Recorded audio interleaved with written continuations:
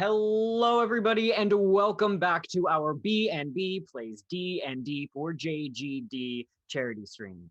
My name is Jeff Athey, and I am the writer, creator, and executive producer behind a show called Basements and Bugbears. It's a new web series about a group of high schoolers who play a tabletop role-playing game to try and cope with their friend's recent suicide.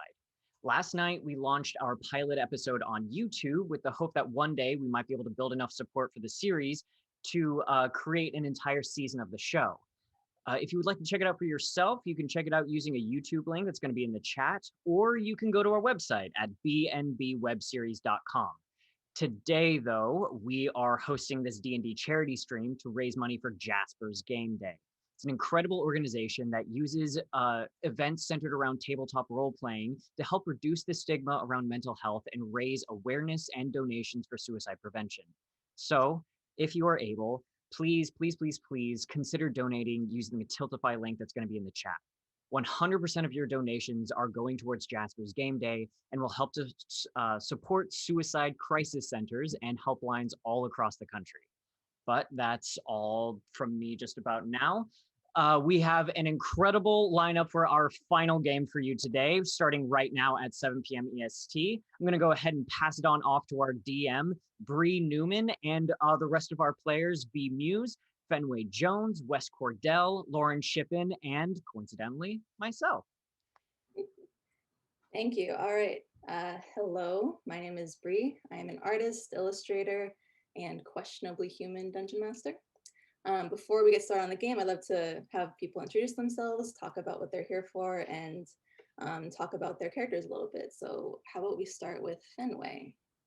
Absolutely. Hi, everyone. My name is Fenway Jones, also known as Fenway, the Team DM on Twitter, and Jasper's Game Day on all of the social medias. I am also the founder of Jasper's Game Day, and I am so thankful for Jeff, you putting all of this on today, and I am super excited to be here. Bree, did you want us to introduce our characters? Yes. Okay.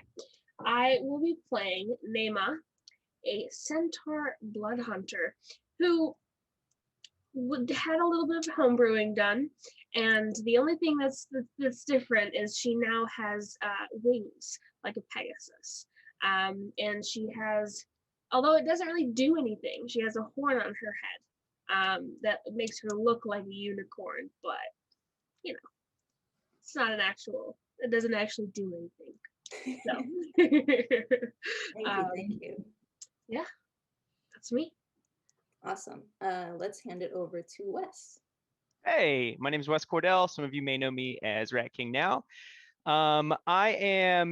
Well, first of all, I feel really lucky to be here, and I'm excited to play with everyone tonight. And secondly, I am playing a wild magic sorcerer / bard goblin. And Toothpick was left behind in the woods by his family. Not tragically, they didn't all die. He just sort of got forgotten. And in his time out in the woods, he learned how to listen to the trees and the wind and the water. And through those things, he learned how to access magic. And then at his 5th level, if you will, he learned how to speak their language. And so that's where his level in bard comes from. He wears cleaning gloves, simple clothing, has beady eyes, and a pretty vacant look on his face all the time. Very colorful, thank you. Mm-hmm. All right, Lauren, you're up. Hi, I'm Lauren Shippen. I'm a writer and podcaster. You might know me as Larkin from ARCS. And I'm so excited to be here for this game and very nervous to play with all these incredibly experienced and amazing D&D players. And I am going to be playing Prax Fabblestabble. He is a deep gnome fighter from the mountains. He has lived off and worked in the mountains his entire life and is his people's champion. He is really ready to fight his people's great enemy, which that's all I'll say about that. So yeah, I'm playing Prax. Thank you. Let's go to Jeff.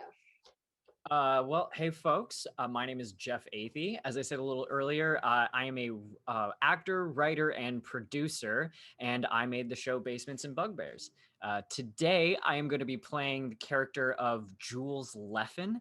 He is a gnome artificer who has spent his entire life trying to uncover the baffling mystery of trains.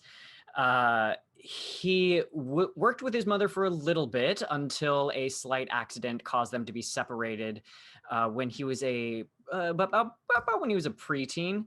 And now he travels the world searching to uncover the mystery of trains with his little artificer pet, who's a walking, talking locomotive little dog-like robot named Trek. Trek. What species of dog, or not species, breed of dog is the dog based off of? Well, if I had to choose, I would prefer it to be a Labrador Retriever or a Golden Retriever. But it is a train. It is a barking train. Hard to describe, hard to picture in the mind's eye. Awesome, thank you so much. And then last but not least, V. Hi everyone, I am V Muse. You've probably seen me around as the Crafting Muse on various social media, as well as over on WizKids' YouTube channel as one of their spokespeople for Mini Mayhem, which happens every Wednesday. You can also find me on various channels as both DM and player. Tonight I'm going to be playing Ciela Branginti. She is a Kalishtar Paladin, and she has this lovely habit of dreaming of gorgeous unicorns and everything like that ever since she was little, to the point she knew she was just fated somehow to help the unicorns, to the point she joined the Knights of the Unicorn and suddenly met her dearest friend Nima, and they've been closest of friends ever since. Wonderful, thank you so much. All right, thank you everyone. Let's jump into it. Let's get into some fun here. I have a little flavor text for you that I'm going to read off, and then once that's done, you guys are free to take the reins and go wild. All right. Our story takes place in the quaint little village of Mistletoe, a place that doesn't see much excitement except for one weekend every year, during the annual Model Train and Transportation Enthusiasts Festival. Curious visitors from all over the world flock to Mistletoe to show off their models and talk shop about all the forms of transportation: boats, wagons, mounts, and the ever-elusive train. The train itself is a symbol of times long past, an ancient relic whose exact origins are unknown and anomalous. Trains themselves are not a vital means of transportation, but a holy effigy that all other forms of transportation are derived. The festival is not only a place for hobbyists, but for the devoted few and even occultists. Our heroes were at this festival having the time of their lives when suddenly the ground shifted. The sky seemed to open up and the gravity felt both heavier and lighter. Their visions went black in the ensuing chaos, and all was silent. We rejoin our heroes now, all piled up in a communal jail cell and slowly regaining consciousness. Heroes, you remember a little of what happened preceding your blackout, but as your eyes flutter open, one memory is still at the forefront of your mind. Not long before the chaos, a mysterious woman approached each of you individually and handed you a broken shard of a gemstone. You have not forgotten its place in your pocket as you awake. So you're all in a jail cell together, unconscious, but you are regaining consciousness. I can barely fit in regular cells. Why would they put me in a cell with the rest of you people? Maybe it's because, like, they're trying to fit the capacity. Wait, I count 1, 2, is that 3? Yeah, And can then you also- can you get your hoof off me, please? Oh, sorry. You're Oh, so no. small. That's Well, 4. that's rude. You are. I just want to reach into my pocket. Toothpick reaches into his little pocket and he pulls out this rock and he's like, I got this friendship stone. I don't know if anybody else got the friendship stone. I got a friendship stone too. Oh, wow. Yeah, he reaches over to hold your hand, Jules. Yeah, he like grabs a hold of your hand. Thank you. Is Yeah, this like Toothpick's the like, state of oh. Why are they friendship stones? How do you know that? Well, I don't have any friends, so I assume the person who gifted it to me is my friend now. And if you guys have them, then that makes us all friends. Well, now just because someone gives you something doesn't make them your friend right away. Maybe not for you. Who gave you that? Who's your friend? Some scary lady. See, when you describe someone as scary, that normally don't mean they're friends. Friends come in all shapes and sizes. Trees are my friends. The cell door is my friend. And you guys are all my friends. I don't know how you became friends with the cell door. Trees can be friends. I like trees, especially when the trees have dryads. I'm not sure. I don't really know you. So, I mean, we can be friends. We can be acquaintances for now, and then good. we can figure it out. Yes. Best friends. Does anybody know why we're in here or where we are? Well, we're in a cell, so there's that. What's the last thing you remember? Everything Me? went dark. And the Same. ground was shaking. Yeah. And then our friend came. Our I- friend. She didn't seem like a friend to me. I mean, she handed me a shard of something. Of a rock, of a gem. Can Toothpick like stick his head as far through the bars as he can and see if anybody's around? It's about 6 inches of width between the bars. Okay. So your head doesn't Just as quite far fit as I through. can. Yeah, your Yeah. face kind of squishes through like this. Hey! So the jail that you find yourself in, you're all in one cell, but there's other cells around you. They're all empty. You're the only people in this jail. But it's all in one. Yeah, very small. It's less of a jail and more of a long hallway. It's gilded in like this really fancy kind of like artisan tile. There's some little like table, like side tables with faces on them. There's some nice candlelight. It seems extremely expensive for a quaint mountain village. You also notice that there's no door on the cells. There's just bars. But at the end of this long hallway that you can see, you see a single door, and that door opens, and a person, you think, walks in. This person they're like a strange facsimile of a human, but not quite. They seem to be made of things like metal, wood, and stone. This person, you think, kind of walks briskly towards the cells, very businesslike. He has a clipboard in his hands, and he looks at all of you, looks at the puppy pile, and he kind of looks down at Toothpick, who's the closest, and takes the clipboard and just kind of pushes it through the bars to push him away from the bars. Yeah. Thank you, sir, he says. Now, Goblin, we'll start with you. What is your name and why are you at the festival? Yeah.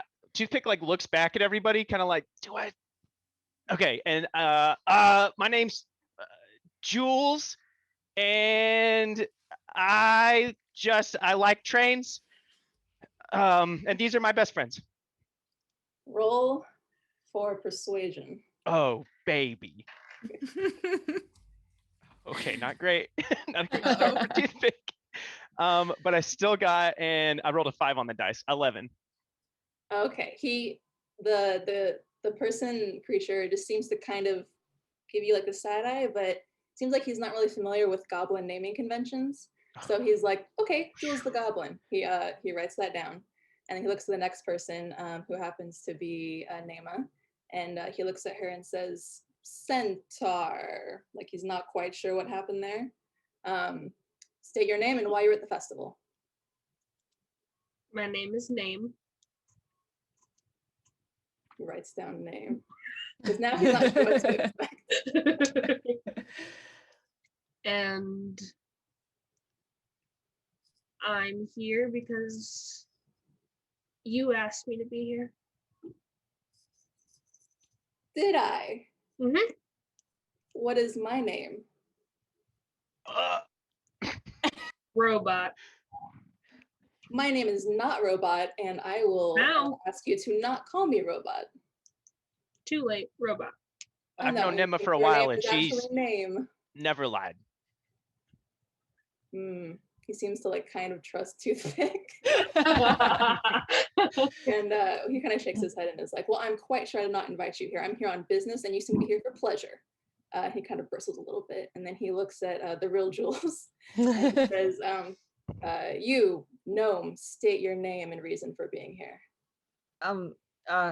He just kind of looks around and he looks at Nema and is like, oh, my name is Tooth, and then is looking around and just finds something in someone's pocket. Pick, my name is Toothpick. And I'm here because I love trains? The man kind of looks down and notices your little dog train, and he looks at it, kind of smiles fondly. He says, "All right, you love trains. That's a valid reason." And then he looks over at Prax and says, "You, Deep No, name and why you're here." Prax is like up against the wall looking at Jules's little train dog, like with his hand on his sword. And he just turns to the guy with the clipboard and goes, "My name is Prax. I'm from the mountains, and I have an interest in trains." And that's all I said. Interest. An interest. Is this interest related to the hobby of trains, the research of trains, etc.? That's none of your business. It is my business, sir. I don't understand why we're all here, what we did to be locked up in this way, and I demand to be released. Do you want to roll intimidation or persuasion, however you want to? Sure, yeah. Intimidation, which I mean, he's still up against the wall, looking scared at this little dog. So I don't know how convincing it's going to be. And I rolled a 3, so Excellent. Yeah, it's still a 6. The man kind of shakes his head and says, "Well, I have no authority to release you, so I cannot listen to your demands. Apologies." Kind of right. He scribbles down a lot about you, and kind of underlines a lot of stuff. Oh God. And then lastly, he looks at Ciela, and he seems not quite sure what her origins are. So he says, "Madam, your name and reason for being here, please." She'll walk right over to the bars and stick her hand through the bars and like go to shake his hand. Oh yeah, hi, nice to meet you. I'm Ciela Branginti. Nice to meet you. Hi. It's Kalishtar, Paladin. Like the trains because they're kind of like the mechanical horses, and I like the horses, so thought it'd be nice to check them out and see. They don't look a thing like horses, but I can see why people like them. So you're a horse fan? Oh yeah. Okay, well, there's horses at this festival, so that makes sense. Then I need to check that out. Well, you're in prison right now, so you can't, but... Prison? Well, when can I check them out? You just told me about them. It's not fair to tell me about them and not tell me when I can check them out. Well, it is Saturday. The festival started on Thursday. You should have seen the horses at some point. Yo, but I just got here this morning. I see. He writes down, again, a lot about you, underlines horses a few times. He looks at his clipboard, all the information, kind of nods, satisfied. And then he looks to the door and kind of nods, and the door opens and someone else walks in. And the second figure enters the room. As he draws closer, you see that he is a high elf, about 400 years in age, so approaching middle age. But he looks a little older. His golden skin is marred by these deep set lines, and bits of white streak his hair. He has a very severe expression on his face, very serious, very stern, but his eyes are marred by this kind of deep, unspeakable sadness. And he wears an extremely expensive looking suit of armor that's kind of like scintillating with this rose gold sort of look. He comes, again, walking very briskly, very businesslike to the cells, his hands behind his back, looks at you all, looks at the clipboard, looks at his underling, and then kind of nods and holds out his hand and says, "Very well, I'll get down to business. Give me those shards, and I will leave you to your days at the festival." Whoa. Excuse me, but who are you and what are you doing here? Yeah, I'm ask not him, gonna answer that. Toothpick. I don't have to Also, answer that. I'm not going to answer that. we don't have any shards. We Yeah. just have pieces of a friendship rock. Yes, Also there are no that. shards. Well, I happen to be very familiar with those shards, and if you wish to see them as a friendship rock, that is whimsical and fun, and you're right, but they are very serious, they are very powerful, and I need them back immediately. Toothpick leans toward Nima and goes, "Every rock is a friendship rock." He doesn't need to know that. Okay. If we did have the shards that you're talking about, why would you want them? And also, how come we're in jail? Well, I'll answer your second question. I do not know why you are in jail. I did not put you here. I have theories that I'm going to keep to myself. However, if you want out of here, it would be in your best interest to give me the shards. So you're not going to tell us why we're here. I don't know why you're here. You're not going to tell us your theories on why we're here. No, You're not going to tell us who you are. You're not going to tell us what you're doing here. You're not going to tell us what these hypothetical shards do. So why should we believe you at all? He looks at his assistant, and his assistant seems kind of more level-headed than he does.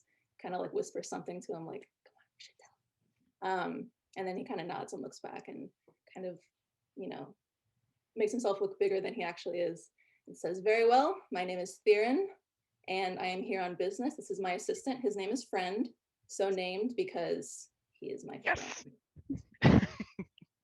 We are visitors to the festival, such as yourselves, although we are here on strict business, and our business involves those shards that you hold. I still don't know what shards do. Of all going on in praxis time, I take out my shard and examine it. I actually have jeweler's tools on me. So can I do like an investigation on the shard to see if I can learn anything about it? Yeah, let me think for a second. Trying to think how much you would realistically know about this shard. Okay, yeah, roll investigation. Okay. That's a 16. Okay.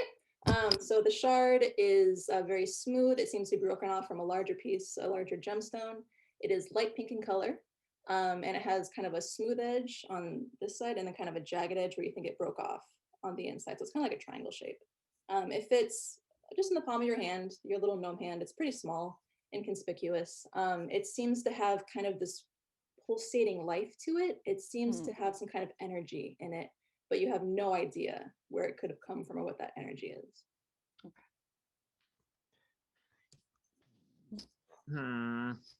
So it's a friendship rock. Allegedly. And none of us had ever seen that. Well, at least Toothpick had never seen that lady before that handed us the shard when we. None of you know who that lady was. She wore a hood. You couldn't see her face very well. Very mysterious looking. Okay. Then I'm like, yeah, all right.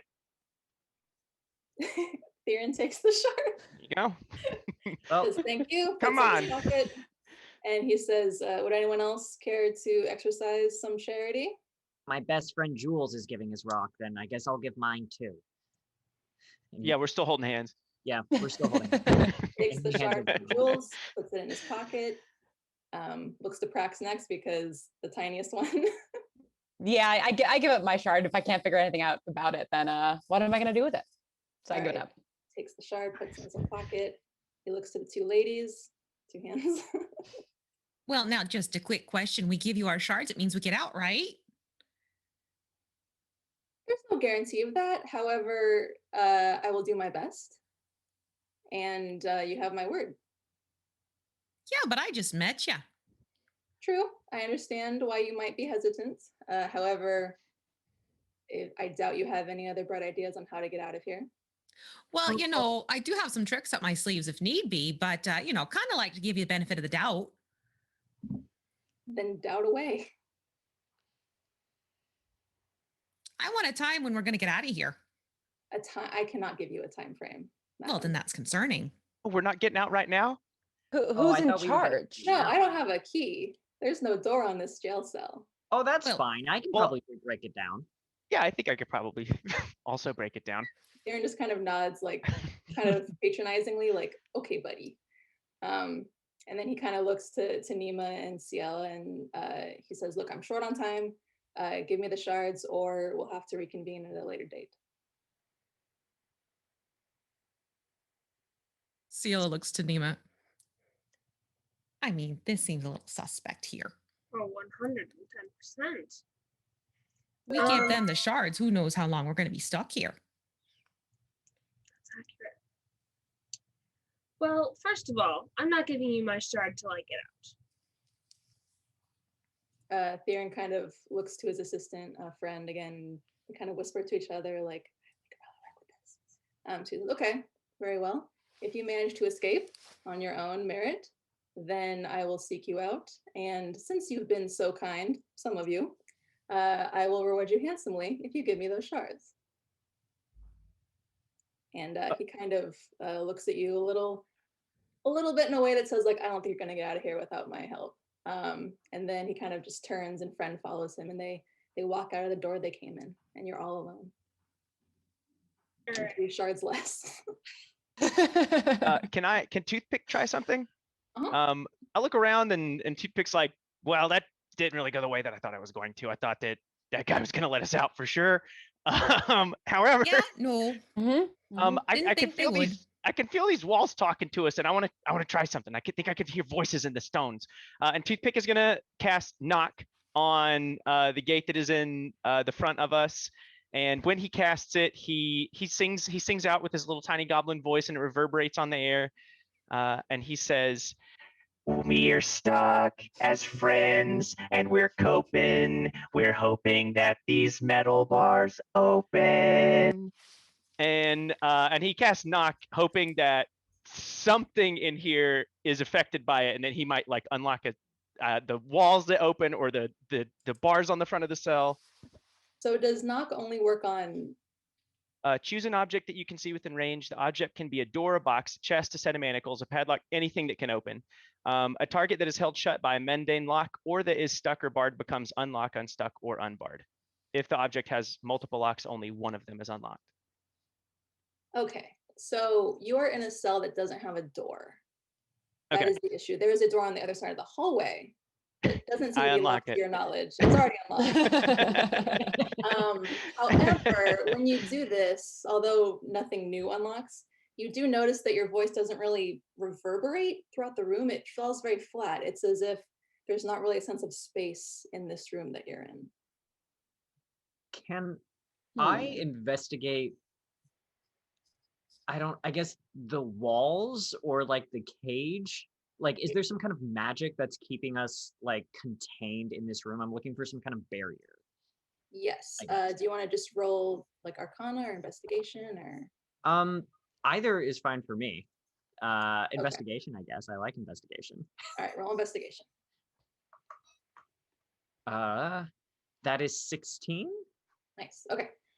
So you look around, and the first thing that comes to your mind is that this place almost definitely was not actually in Mistletoe. It's not at all in keeping with the town's rustic aesthetic. It just doesn't make sense to you.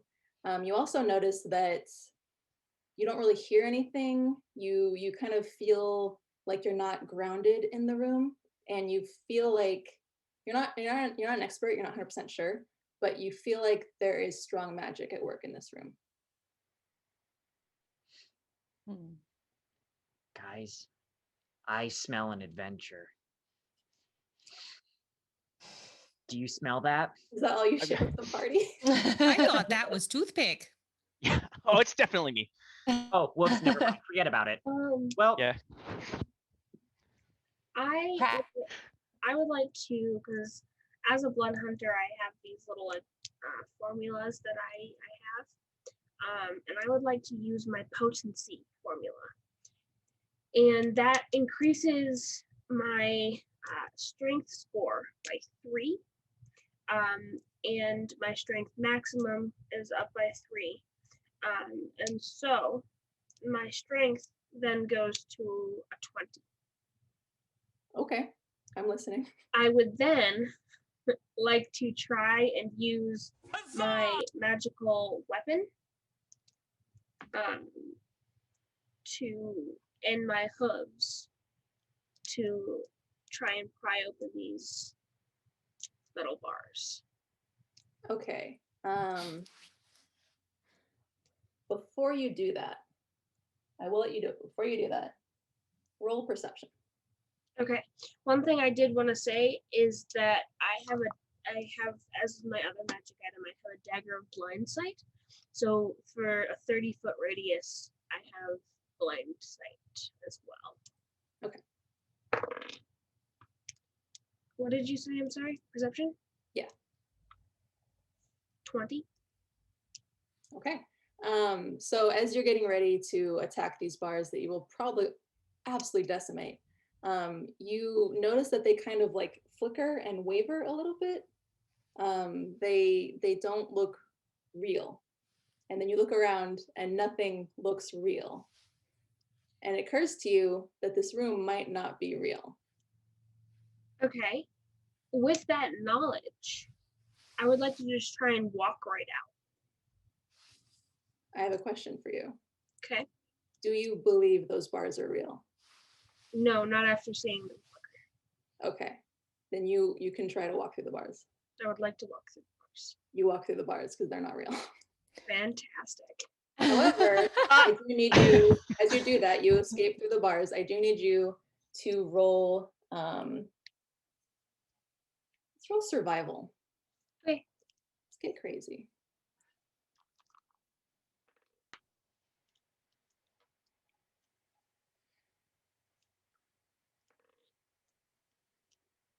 $24. It occurs to you that if the bars aren't real and you can pass through them, then the floor might not be real. And you can feel yourself start to fall through the floor, but then you catch yourself at the very last minute and you realize that you have to convince yourself that the floor is real so you don't fall through, but the bars are not real so you can pass through them. Got it. I mean, I also can fly. Yeah, and Toothpick's like, Nema, you can walk through walls. No, the bars aren't real. Oh, yes, of course they are. What? They're real, aren't they? And Prax goes over and shakes the bars. Yeah, they're real. How did you do that? They're definitely not real. Just Sayla, one of those Look at them. one of those things where not everything is what meets the eye. Yes. Not If you real, look at huh? 'em- if you look at them hard enough, they flicker. Yeah, Sela will put her arm through and like taking into what Nima has said, she will go to wave her arm through the bars, extremely skeptical now. If you believe the bars aren't real truly, then your hand passes through. If you still have any doubt in your mind, your hand hits the bars. Oh no, she completely believes Nima. Okay, then your hand goes right through. Oh, now look at that. Huh. Okay, now. And Toothpick always believes his friends and trusts in them 100%. So he just like puts his hand through it. And he's like, oh. Whoa. Your hand goes right through as well. Jules grabs see? a hold of Toothpick's hand and he like jumps through.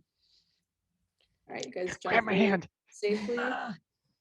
And Prax, seeing everybody else do it, and being a fairly trusting person, does the same and puts his arms through the bars and then walks through, and then looks at the train dog and goes to pat it, hopeful that it is also not real, and just pats the dog, and then backs away very quickly. Oh, that's your train there is. Oh, that's yeah. what- Oh yeah, that's my buddy Trek. I built him. Come on, Trekkie, let's go. Is he a Nothing train? here is real. Is he a train? He is a train adjacent. Is he trained?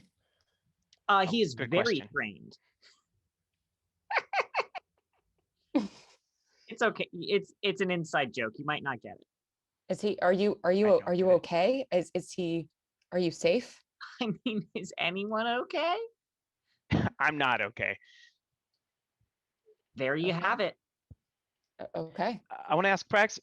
Prax, do you not like it? I think it's kind of neato. Trains have killed many of my people. I thought trains were fun. This festival just got a lot scarier. We're in jail and they kill people. They eat through mountains. I don't like this. I don't either. That's why What I'm are you here. talking about? If the trains come back, then the mountains are going to be at risk, We gotta have to do and something. I have about to this. fight them. Trekkie just kind of like Trek the train just kind of like sits down and just like starts whimpering like a. No. I'm gonna be like, don't Oh, cry, Claire mountain Lauren destroyer. is bad about that. Don't cry, Mountain Destroyer. Prax goes over to stand next to Toothpick, like feeling good that he has somebody on his side now. Yeah, I'm gonna be like, I'm sorry your mountain got destroyed, Prax. Thank you. It happened many lifetimes ago, but the stories that I've heard from my people are very frightening. Did you what? So does that guy owe us money now, or how does this work? They took my friendship stone. Yeah. Alright. But they could never take our friendship, Jules. I suppose that's a matter of perspective. Well, you're my friend no matter what, and I know. Okay, I know 3 things. One, Okay. I've never ever seen a train before. I have no idea what's going on here. 2, you're all my best friends. And 3, that guy definitely owes 2 of my best friends, Ciela and Nima, money because he told them if they got out, he would pay them. Toothpick, I will follow you anywhere. Thank you. Point me in the direction. Just tell me where to go. No, that's it. I just have the one monologue. It's I don't know where to go. I don't know what we should do now. Well, we'll probably be following his footsteps, Yeah, Ciela's I'd like the leader my now. shard back. I'm no leader. No, not gonna take that one. No, but logic says they walk out that way, we go that way. I'm gonna walk straight to the door. She's the leader. I believe the door isn't real. You believe? Okay. Is the door real? The door is real.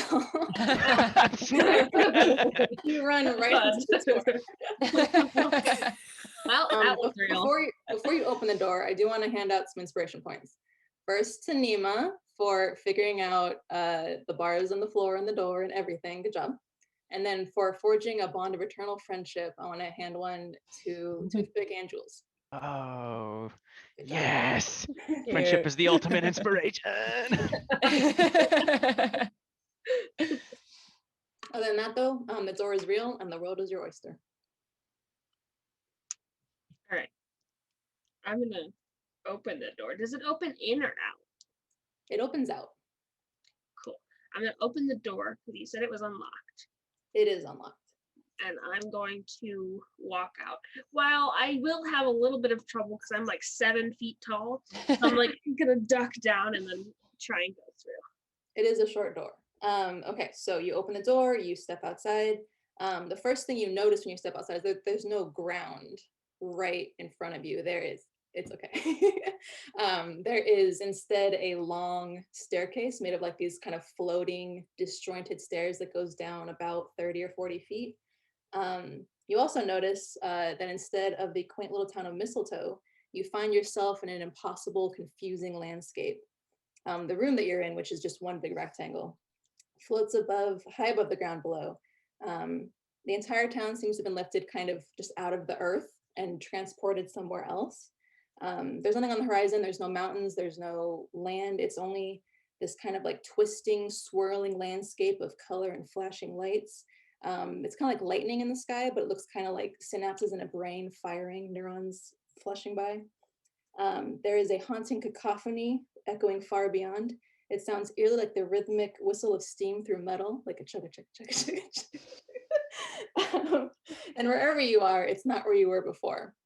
So you are currently floating 30 to 40 feet above the ground, and there is a very rickety floating staircase that leads you down. Is this heaven? I think we're this dead. is heaven. Am I They've dead? awakened. No, the Jules, trains have awakened. They're back. tell us more. In my mountain village, there is this legend of the trains that once roamed this land like terrible beasts, and they ate through the mountains, destroying deep gnome land wherever they roamed. And I have been raised by my people as a champion to fight the trains should they ever return. And now they have, don't you see? My destiny is here. Yeah, that's fine. That just sounds scary at all.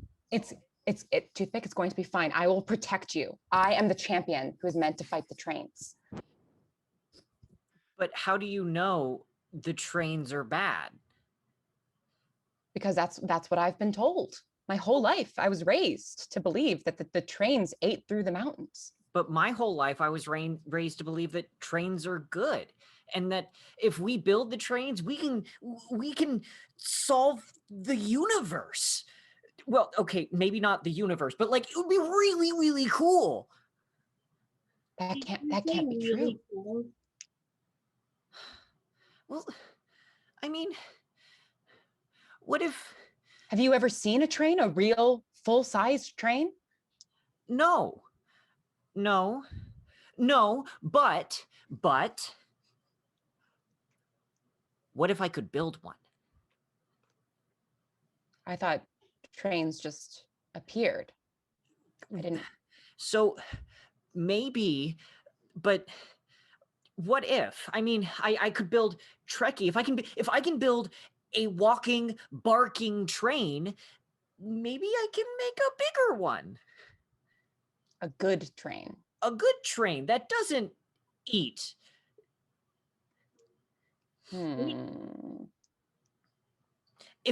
Here's the deal. If I can figure out how to make a train that doesn't eat people, will you support us? I also have never seen a train before. I've only been told about them. You seem honest, so I will believe you if you show me a train that is good. And if you show me a train that is evil, I suppose I'll have to believe you too. You will fight with me? Yes. I won't be happy about it, but I will. Then we are agreed, and Prax puts his arm out for a handshake. He enthusiastically shakes your hand. Another lifelong friend. Oh, 2 in 1 day. This is like, this is the best day of my life.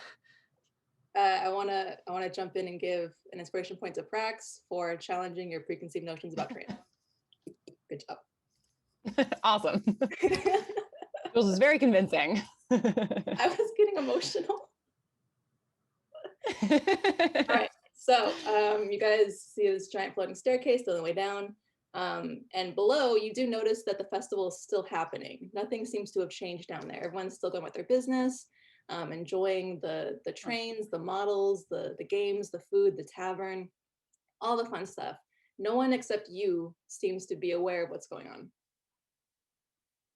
I definitely don't do well with stairs. I can go up them, fine. Down, not so much.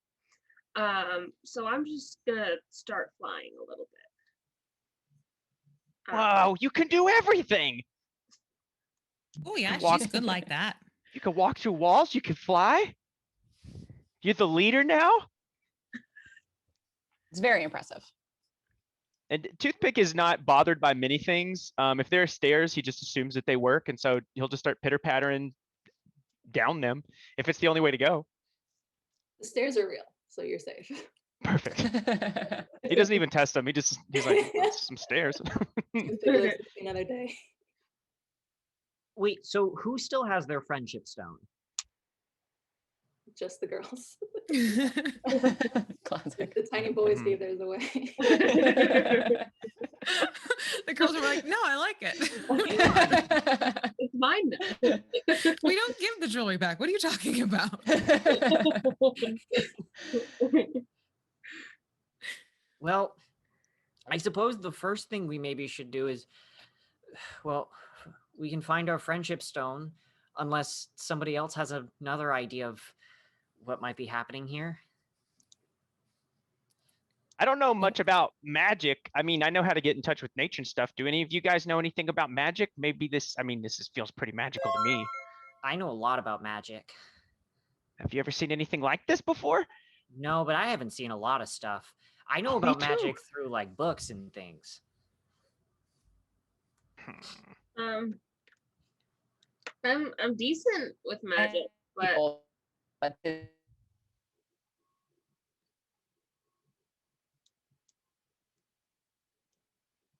Oh, Oop, did we lose? no. I think so. Lauren was talking. we lost Lauren.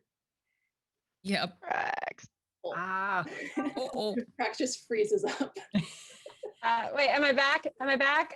We I can hear hear you. you. Really? Uh-oh. Uh-oh. Oh no. Now might be the time to text Alex. Yeah. Because chances are things are going to get danced around a little bit, maybe? Yeah. Yeah. Well, Did I- Back. you are Did I back. Oh, he's there. Yeah. Okay. All right, Okay. we're just gonna double check. Sorry about that, guys. Nothing in the stream got You're good. You're good. a little messed up. well, Alright.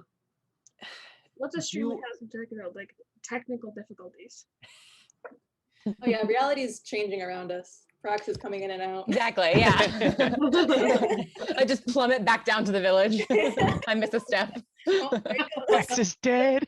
That's okay, he's back. He's back. I'm very Alright, small. yeah, It's easy to lose me in the crowd. everything's looking good on the stream end. Should we just keep going? Yeah. Yeah. Okay. As long Cool, as it's okay on the stream, we'll plug along. Excellent. Okay, so Nima, you're flying. Yes. Yes. Oh yeah. Okay. And if anybody Everyone wants else, to ride you on can my, walk. if anybody else wants to ride on my back, I still currently have it. Yeah, you can definitely ride on my back too. All right, I can alley-oop them up there if you need the help. Yeah, I'll follow up. So Ciela will pick up Toothpick like, okay, here we go, up and Daisy wee. Oh, And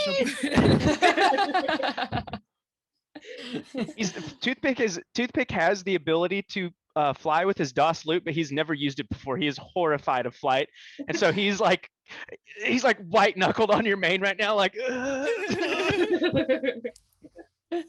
Okay, anyone else want to hop on up on Nima? Ooh, me. Okay. she'll, as long as you're okay with it, she'll up and over. Woo!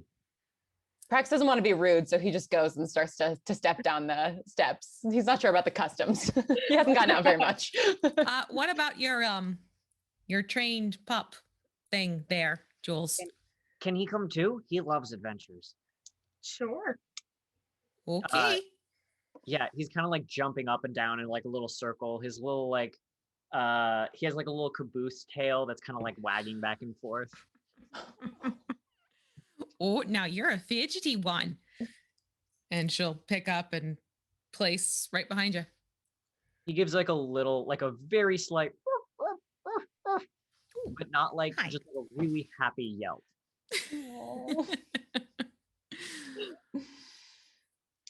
It's a little weird having a train on my back. But that's okay. Don't worry, you get used to it.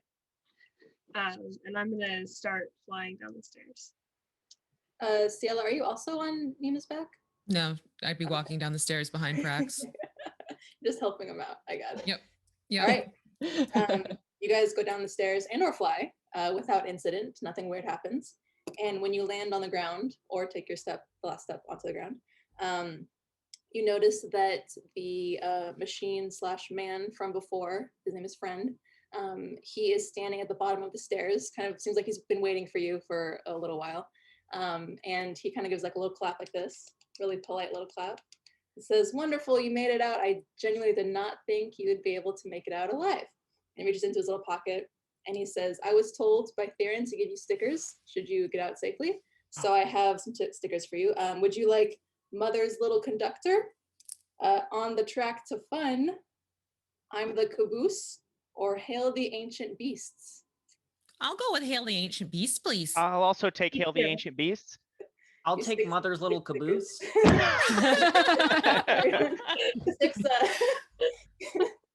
He sticks Mother's Little Conductor on Jules's forehead so everyone can see.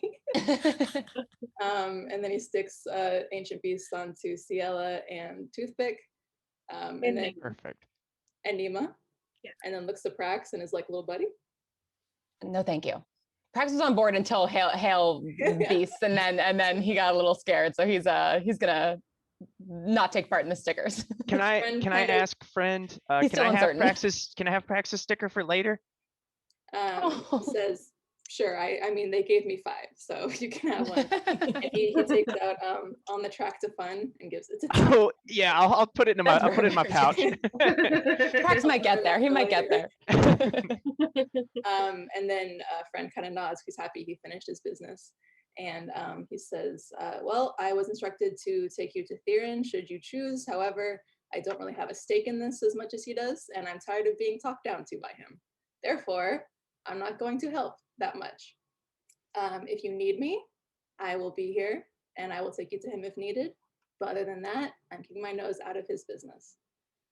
What is his business? He is a sad man. He is not from this world. He's been trapped here for very many years. I came here with him, but I don't have the same ties that he has. He left behind his family in another world, and he believes that these shards have something to do with being able to get him back home. Oh. That's a worthwhile endeavor. I think so. I mean, he's a good man, but he's just been in such poor spirits lately. Well, now see, if he had just said that in the beginning, we might have been a little bit more amenable to helping him out. I see that now. I see that now. He points to the toothpick and says, "Yeah, you can just." Oh, that's toothpick. That's Jules. You two look very similar. Does everybody show up in a jail cell like that?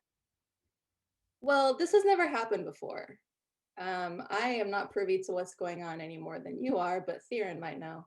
I want However, to lean toward Nima and sort of before he finishes, I want to lean into Nima's ear, still mounted on her back, and go, I don't know half the words he's saying. So when you say this has never happened before, do you mean like, the whole shaking, everyone waking and something new and different? yes. Well, I mean, if you look around, he looks like at the sky and everywhere. I don't know where we are. I don't know what's going on. Again, Theron had theories, if you will. But he knows more than I do. I am just here to support him. We could all die at the end of the day. Who knows? Well, now there's a chipper thought. No, I will protect us. We will be fine. Oh, thanks, Prax. Absolutely. But we do need to figure out where the danger is here. So he was just not going to tell us that we might not get out ever if we didn't, figure out that the bars weren't real. Well, that's the thing. We did not put you in there. We believe that you were transported there during the we've been calling it the shatter because it seems as though the world has shattered into lots of little pieces. This happened last night, so we've had some time to think about it. We believe that you were transported there by someone or some force, and we were only able to find you because we followed the energy of the shards. Where's Theron? Theron. I can take you to him if you want. He's not far away. I want to go see him. Yeah, I would like to see all these pieces together, maybe. Very well. I said that we would get out, but Nema is still stuck on that. Like, she's just all ticked off that he told her that they would get out if they gave him their pieces. Underhanded tactics. Very underhanded. Friend seems sympathetic. He seems like he's just kind of being dragged along and he doesn't really want to go this hard. And, Theron's going really hard on this. So he kind of nods sympathetically at their plight and says, yes, I'd be happy to take you to him right now if you would like answers. Sure. Yeah. Very well. He takes his clipboard. It's kind of like under his arm, his little trusty clipboard. And he guides you kind of through the festivities a little bit. On the way, you kind of notice, again, the typical stuff's going on. There's a food stall, there's a tavern, there's a tent that like sells mounts, there's like a boat stand, there's multiple model train stands. Everyone is having a great time. No one is perturbed or confused whatsoever. And you all enter kind of this throng of people. And Friend kind of walks a little too quickly, and you begin to kind of lose sight of him. And as you do, you get this feeling that you're being watched from all around. Don't like that. That's not good. Do we see the old woman anywhere? Like in the crowd? Is there anybody that Roll would be perception. recognized? That's a 4. You are so tiny. You're caught up in the crowd. Everyone just seems so tall, and they're all excited about trains. It's so overwhelming. You unfortunately do not perceive anything except for a big crowd. Cool. Can I ask Trek to like go follow Friend and like keep track of him? Can I ask my train dog to track? Can I ask my train dog Trek to track? Here we go. I got the sentence out. Yes, you may do that. Oh, hey, Trekkie, I'm starting to lose sight of the big guy. Can you like make your way through the crowd and just kind of like weave your way through and guide us back? You can roleplay the dog. Okay. Yep. He just like jumps off the thing and he starts like running through the crowd, and like my little train dog, he just like pushes his way like through all of the throngs and the little like legs and stuff like that, and someone like kind of steps on him a little bit, and he goes like, "Arr!" And then like gives him like a quick look before like running off after friend. Very good. All right, so friend is being tracked, so you won't lose sight of him. I have a question. Who is currently walking in the front of this little group? What do you mean? Probably Nima. Okay, Nima, roll perception for me.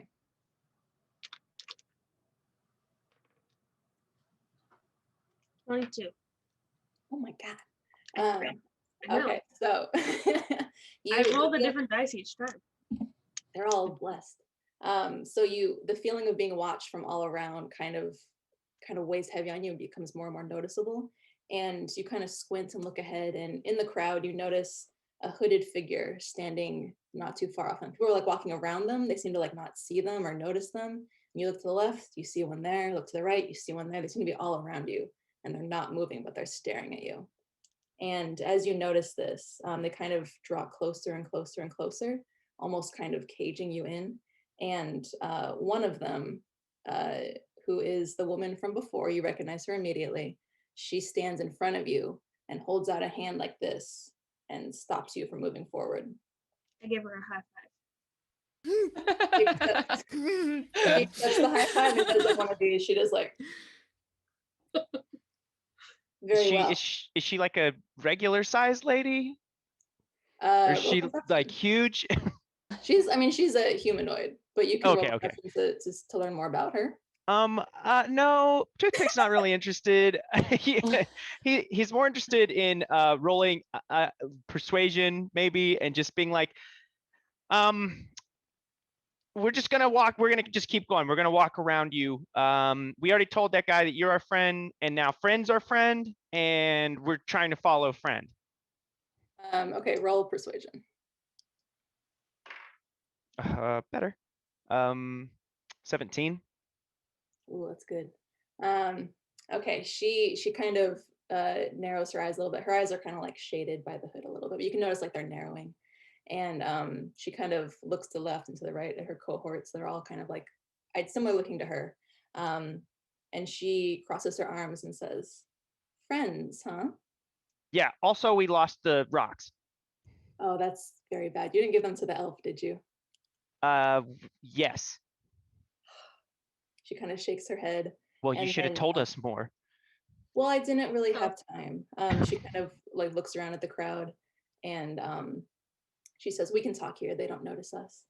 And then she lowers her hood, and you see that she has kind of like this purpley, kind of effervescent looking skin, these very creepy, kind of silvery white eyes with no pupils or irises. She looks very otherworldly.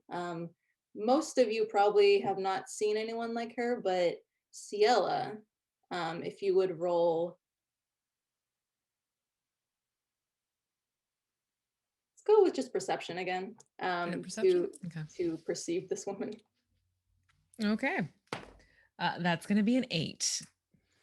You're sure you know where she's from and what she is. However, it currently escapes you. With everything going on, it's overwhelming. Your mind is elsewhere. You think maybe later, when your mind clears, you can have a little bit more insight into it. But you're the only person in this group who I think would probably know who she is, or what she is, Okay. rather. And she kind of keeps her eyes on Toothpick and says, "Well, if we're friends, then you would like to hear my proposal. Is that correct?" Oh, I kind of look back to everyone. Toothpick is not a leader by any means, so he's sort of like leaning on you all, like, what do we do? I think we'd want to listen. Yeah. Okay. Yeah. Cielo wants to listen. Very well. Did anyone ever tell you got one of those faces? I have not heard that exact phrasing before. And Yeah, she kind of, something, you know. looks at you in the same way. Like, you don't know each other personally, but you are maybe from a similar plane of existence. Maybe you get that vibe. But she says, "Very well, I will make my case clear. I know that you are working for the elf, apparently, since you no longer have the shards that I gave you. And I think Oh, that wait, is- hold. No, well, a few of us still have the shards because, I can little sense that. suspicious of Mr. Grabby Hands back there. Yes, and the fact that we are still in this predicament leads me to believe that the ritual is not yet complete. And I need your help in making sure it is never completed. And she kind of looks around again as though she's being listened to or watched. The elf could be anywhere. She says, "All right, I'll give you the background since you clearly don't know what's going on. What you call trains are actually the children of Avala, the transient goddess. They were born in the demi-planes and have invaded other worlds for centuries. They sow discord and chaos wherever they go and threaten the very laws of creation by traveling through the plains with wild abandon. They were very nearly eradicated when my ancestors were able to seal Avala's heart into that gem, and we tried to destroy her once and for all by destroying the gem, but it just broke into shards. And when we did that, the universe broke into shards. And that is where we currently are.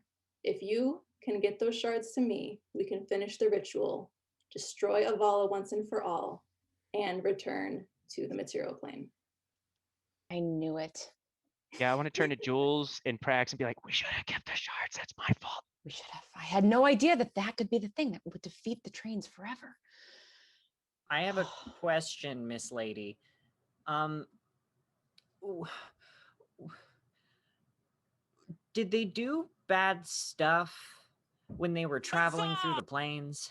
Yes, they break the laws of law and order. They break the laws of creation. They travel through planes they don't belong in. They travel through planes they don't exist in. They just wreak havoc no matter where they go. They are menaces. When you say Very wreak laws. havoc, though, they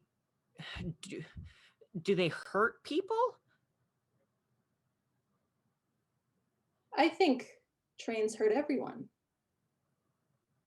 They do. Well, like in a metaphorical sense, or like in a literal sense of like, ooh, trains eat people.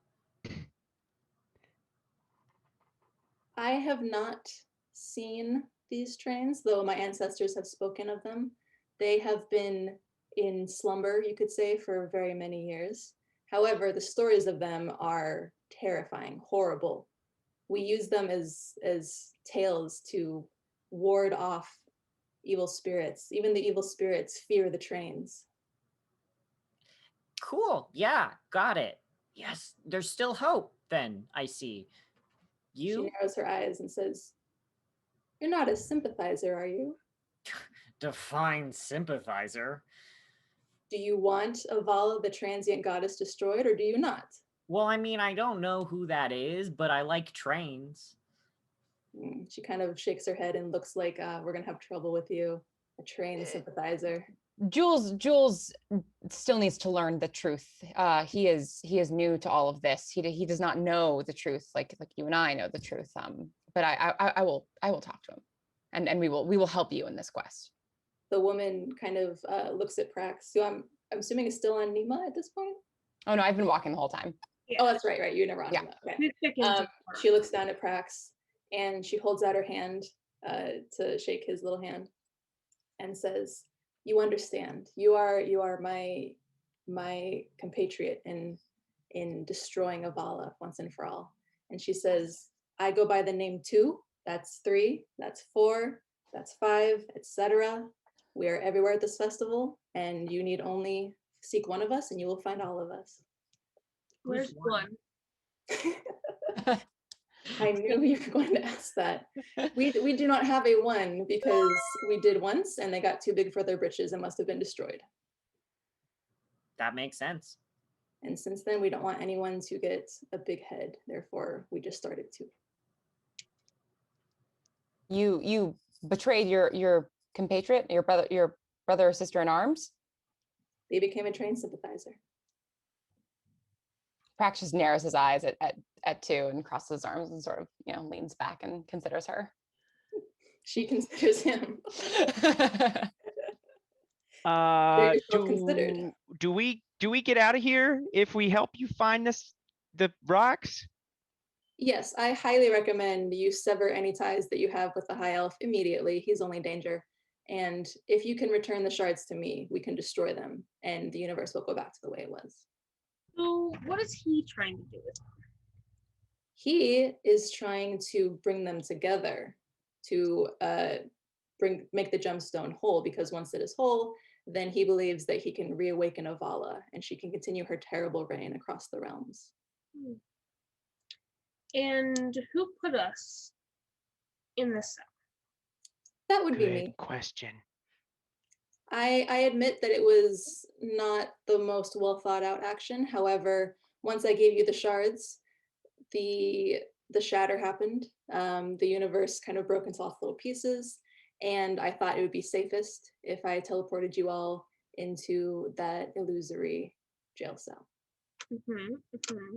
Where the High Elf told the more impressionable of us that we would get out. Yes, he's a liar.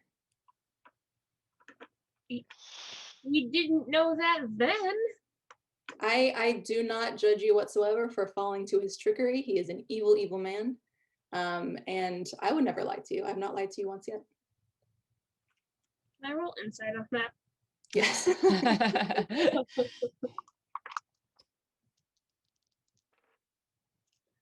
only a 14. You can tell that she is telling the truth, that she has not lied in a literal sense. However, you are acutely aware of her intentions to literally kill a goddess, and she is being honest in that regard. Interesting. Okay. Did we get her name? Two. Right. Of course. All right. All right. I guess so- we're going to get the shards back.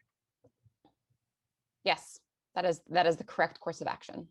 Let's She go says, find I'm happy Friend. to hear that. And if I were you, I would not stay in this realm for more than 2 more hours.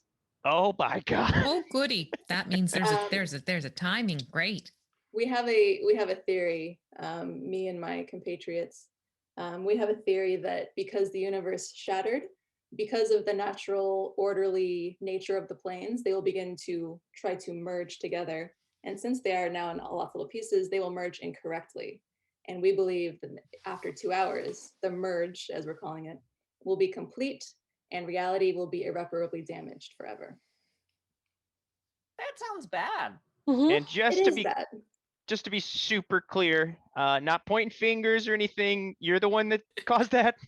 In a sense, we were not aware that the universe would literally fall apart when we tried to destroy Avala's soul. We could not have foreseen that. And you have my deepest apologies if someone you love has fallen off the edge of this cliff. I apologize for your loss. Is that a possibility? Yeah, if you walk off the edge of this little town, you will just fall into the abyss. Also good to know.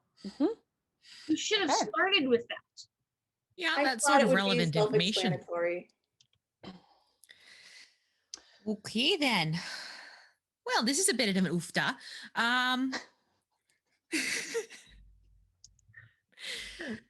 Let's go get those other 3 shards Yeah. back and see what we can do here. It sounds like we're on a bit of a time restraint, so maybe we Mhm. go Time quick. is of the essence. Yeah. Have we lost track of Friend completely, or is Trek still on him? Friend has now walked in this same time you guys have been talking. Friend has left the crowd and noticed that he lost you guys, so he's coming back. Trek is still tracking him very dutifully. So Two kind of notices that she senses that Friend might be nearby, her nemesis. And she kind of leans down to Prax because she trusts him the most at this point and says, we are the doorkeepers and we want these doors to be closed permanently. If you need 8 of us, merely open the door and then they all disappear. Mm.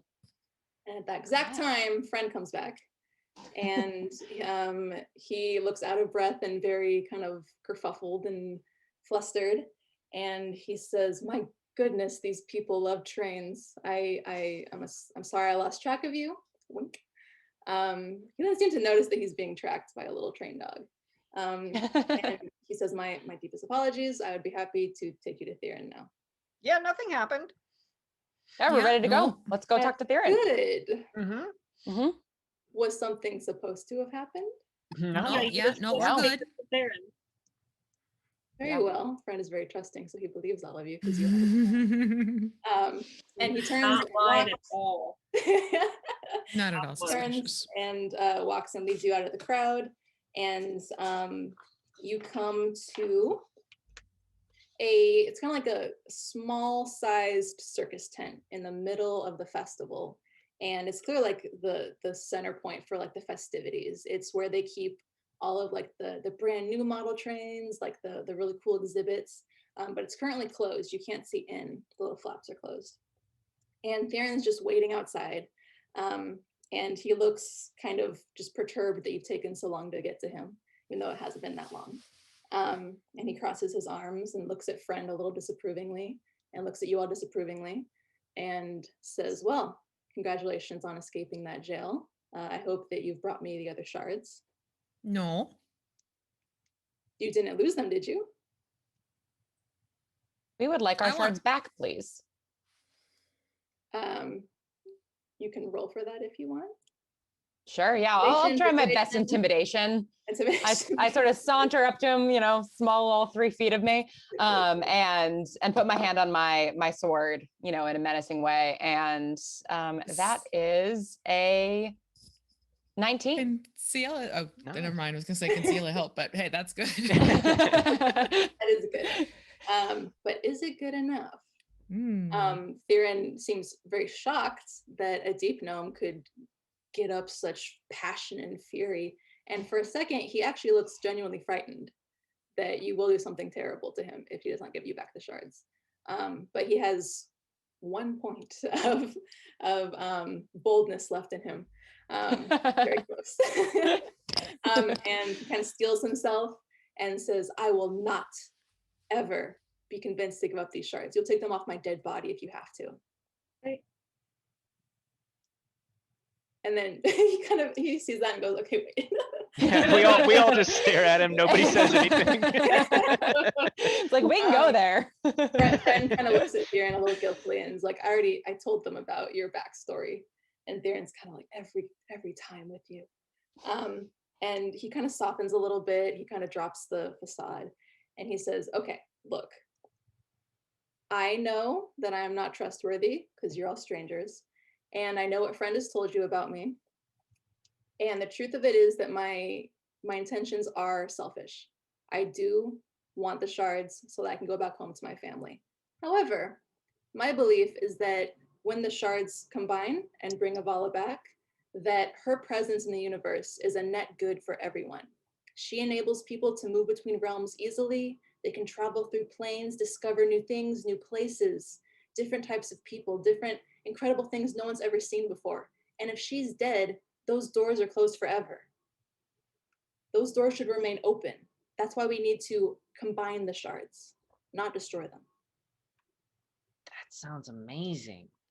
It is amazing. That's why I was trapped in this realm, because I, like you, he kind of notices you look kind of nerdy a little bit, very much into trains and magic. He says, I am like you. I am a natural explorer, a questioner, and an adventurer. That's why I haven't been able to go home to my family. But with Avala, I can go home. And people like you and me and all of you can have amazing travels for eternity. See, But I at want what that. cost? What cost though? I understand that some people see trains as evil. However, they're just following their nature. They are chaotic and unpredictable, yes, but so are many parts of the universe and the realms. We cannot try to control everything that's natural and chaotic and beautiful.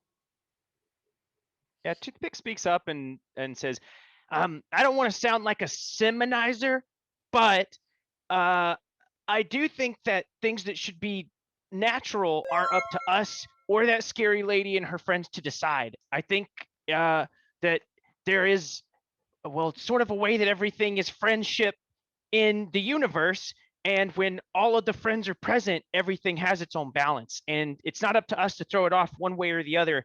And it seems like that lady back there is pretty dead set on messing everything up. Mm-hmm.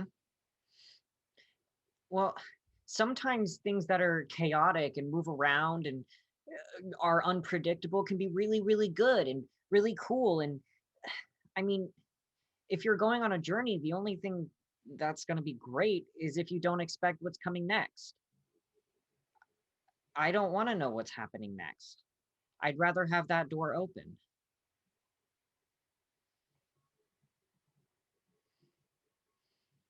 I suppose a champion cannot be a champion for their people if there's no one to fight. Maybe I've been so listless this whole time because the trains have not been where they're supposed to be naturally, and I've had no one to fight. I've had no purpose. I was raised to be something that I cannot be in a trainless world. Prax looks very befuddled over all of this. He's really having a crisis of conscience, an identity crisis. I'm gonna hop down off of Nima, my little feet pad onto the ground, and with my big yellow rubber cleaning gloves, I want to reach into my pouch and pull out the sticker that says "one-way ticket to fun," and like hold it and like hand it out toward Prax. Prax takes it, but doesn't put it on. He just sort of looks at it and holds it in his hands and just continues to stare at the sticker, very distraught. I just don't know what to do. Maybe you can take your ticket and go one way to fun. Maybe. I think, regardless of what happens, we need the shards back. And we need to decide what to do with them. But we need all of them in order to do so. Aaron, he seems moved by what just happened, though he's not quite sure what just happened. Doesn't have Prax's whole backstory. Yeah, he's like, does not know what they're doing. He does seem touched, though, and sympathetic. So he reaches in his pocket, takes the shards in his hand, hands them back to each of you.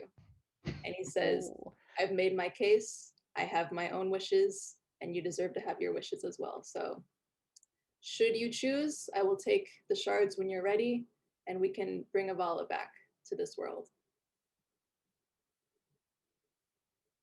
Well, I think that the really scary lady didn't tell us that we would go back if we gave her the shards, and this guy did. And also, I had just eaten my first funnel cake ever in my life, and I would like to go back there and have another one. Funnel cake is delicious. Let's get funnel cake. Didn't the scary lady tell us that the world would explode or something if we left the trains come back?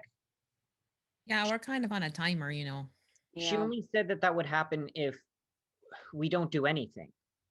Right. And I did ask her if the trains have done something bad, and she couldn't answer the question.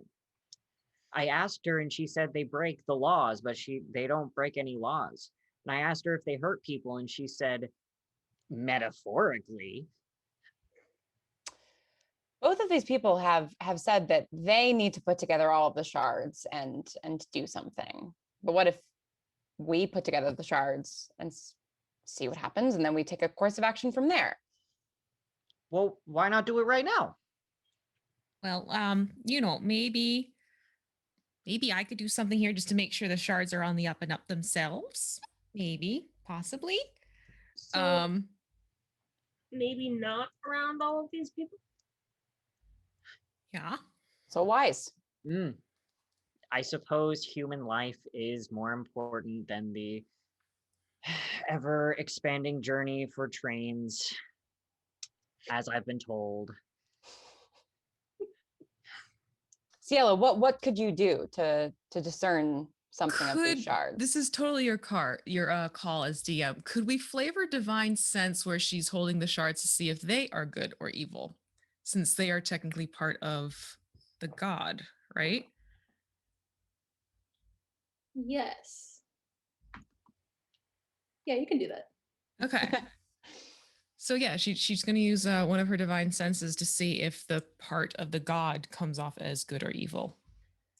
So you get the sense that Avala is more of a neutral goddess, however, extremely chaotic. So really, you get the sense that she just follows her natural whims, kind of like how, you know, a lion would eat a gazelle. Is it evil? Is it good? It's just doing what it knows. And what she knows is traveling through worlds and on the way sometimes destroying them, but she doesn't mean to. Well, okay, then, I'm not getting sense here that we're going to have to go deal with, the 9 levels of hell. Let's put it that way. But, not everyone's always on the perfect road as it is. And, kind of like my own Luru, she kind of does her own thing too. So, That's just fair. sort of the course of nature of things, really. I mean, you're never really going to know what happens, good or bad, either way. I say we do it, and we open the door, and we go through it. Well, Okay, I'm in. then. As long as we go together. Jules, will you promise me that if a train threatens to destroy my mountain home, that you will help me fight it? Yes. Then I will go with you on this quest. Oh, I should have saved the friendship sticker And for I now. put the friendship sticker on my chest. Yeah, just one tear. A single tear rolling down my face. That might be a good spot to take a quick break. Sounds good. Oh. Act 1 is finished. Yeah. All right. We'll come back at 5:35. Is that over time?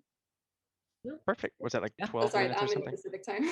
Yeah, I was just like, wait, I have to math that one. Hold on. We'll come back at 35. 8:35 for the ones who are on the East Coast like me. Yes. Copy that. Okay. See you guys in a minute. Okay. All right. Thank Cool. you. See you soon.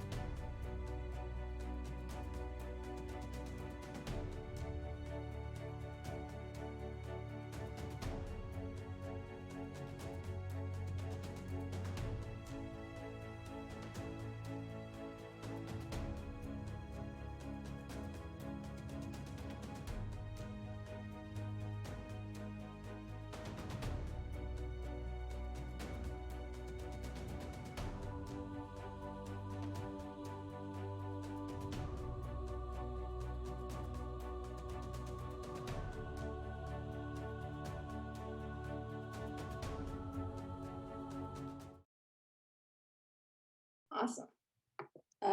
Welcome back. Thank you for hanging with us. Quick reminder before we get back into it, please donate if you can to Jasper's Game Day. Wonderful cause. And for every donation, I will get 10% meaner as a DM. I'm donating now. Just kidding. But you know, do you want to donate for trains, against trains? You know, drop it in the donation comment. Let's get some team spirit going. How you're feeling about the session so far?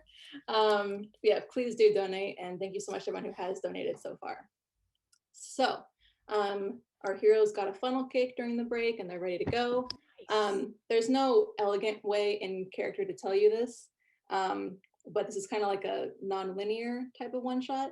So you now have a path to the final boss encounter if you so desire. It is the big circus tent that you're currently standing outside of. Once you go into it, that will be the final encounter. However, you're welcome to enjoy the festival. You have about an hour and a half to do so. I will make some you guys made some observations on the previous day that you were here. So Jules, you being a big train fan, you notice that there is a big train museum that is on the premises, and it currently houses the members only train exhibition. Very, very hard to get into, but there's a way. You don't know how, but there's a way. And then for Ciela and maybe Nemo, not sure, there is some mount sellers that sell horses. If you want to go see the horses, they're there. And one of those mount sellers, Prax, you noticed, happens to be a deep gnome like yourself. You did not get a good look, but maybe you know this person. Maybe not. So so there's those things, train museum, mount seller. There is also a bunch of model train tents, and there's also a bustling tavern that is not too far off. So I'll let you guys kind of have free reign what you want to do, but those are little side quest roleplay opportunities if you want to take them.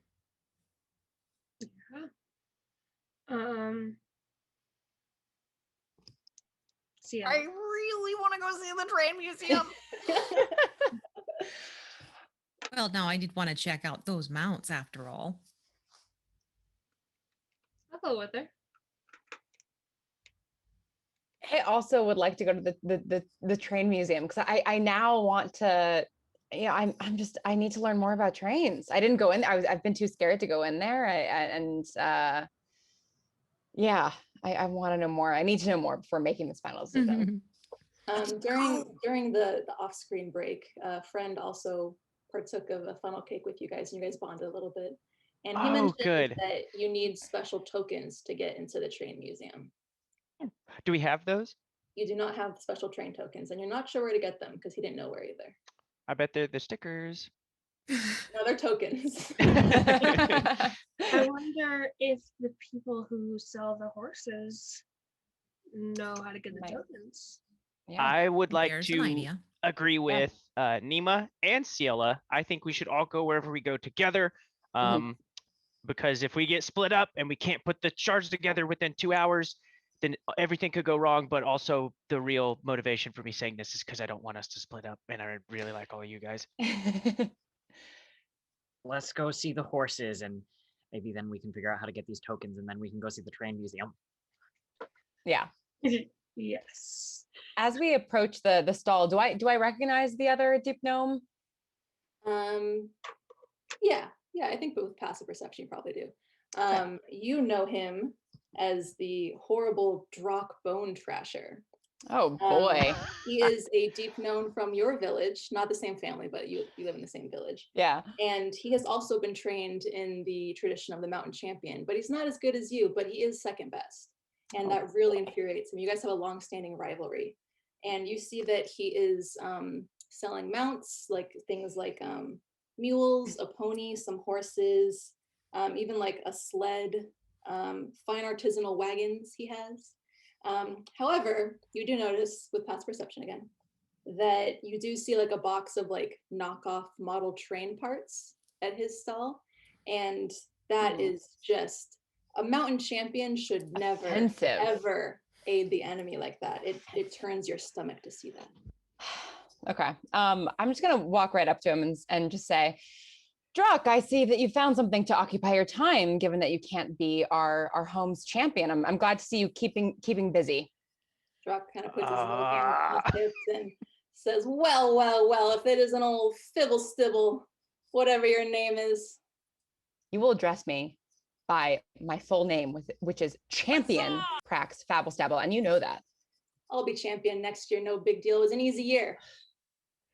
Look, my friends here would like to see some of your mounts. You see, all of these people are my friends. I have many friends. I'm very well liked, and they would like to see some of your mounts. So why don't you hop to it?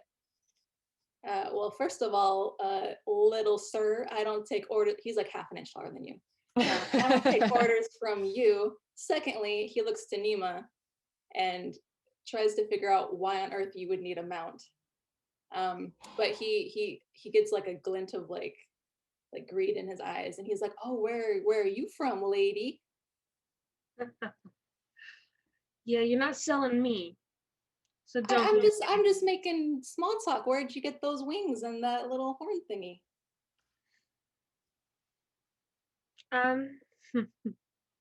All of my people. What? Do you have a family? Yes, of course I have a family. You're looking at one of them. And Seela pulls out her warhammer and just kind of like smacks it on her other hand and stares him down. I want to join Seela, and I want to say, we got the wings and the horn from killing people like you. Right. Did you say deception? Intimidation or deception, if you want to roll that. You want to like convince him or just scare him? Yeah, I want to convince him.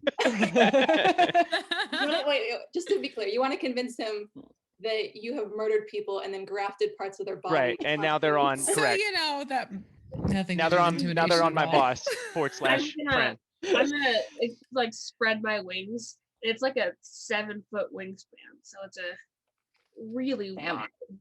Okay. I'm gonna use my inspiration. Oh, that's a little better. You can have that's a 15. Okay, that works. Okay.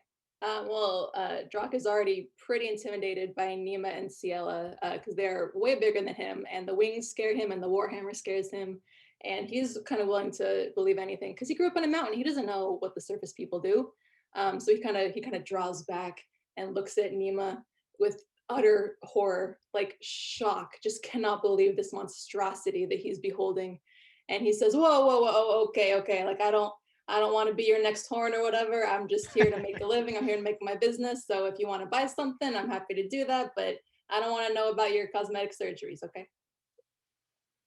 Well, now that we have an understanding, I would like to know, how do we get tokens from for getting into, the museum?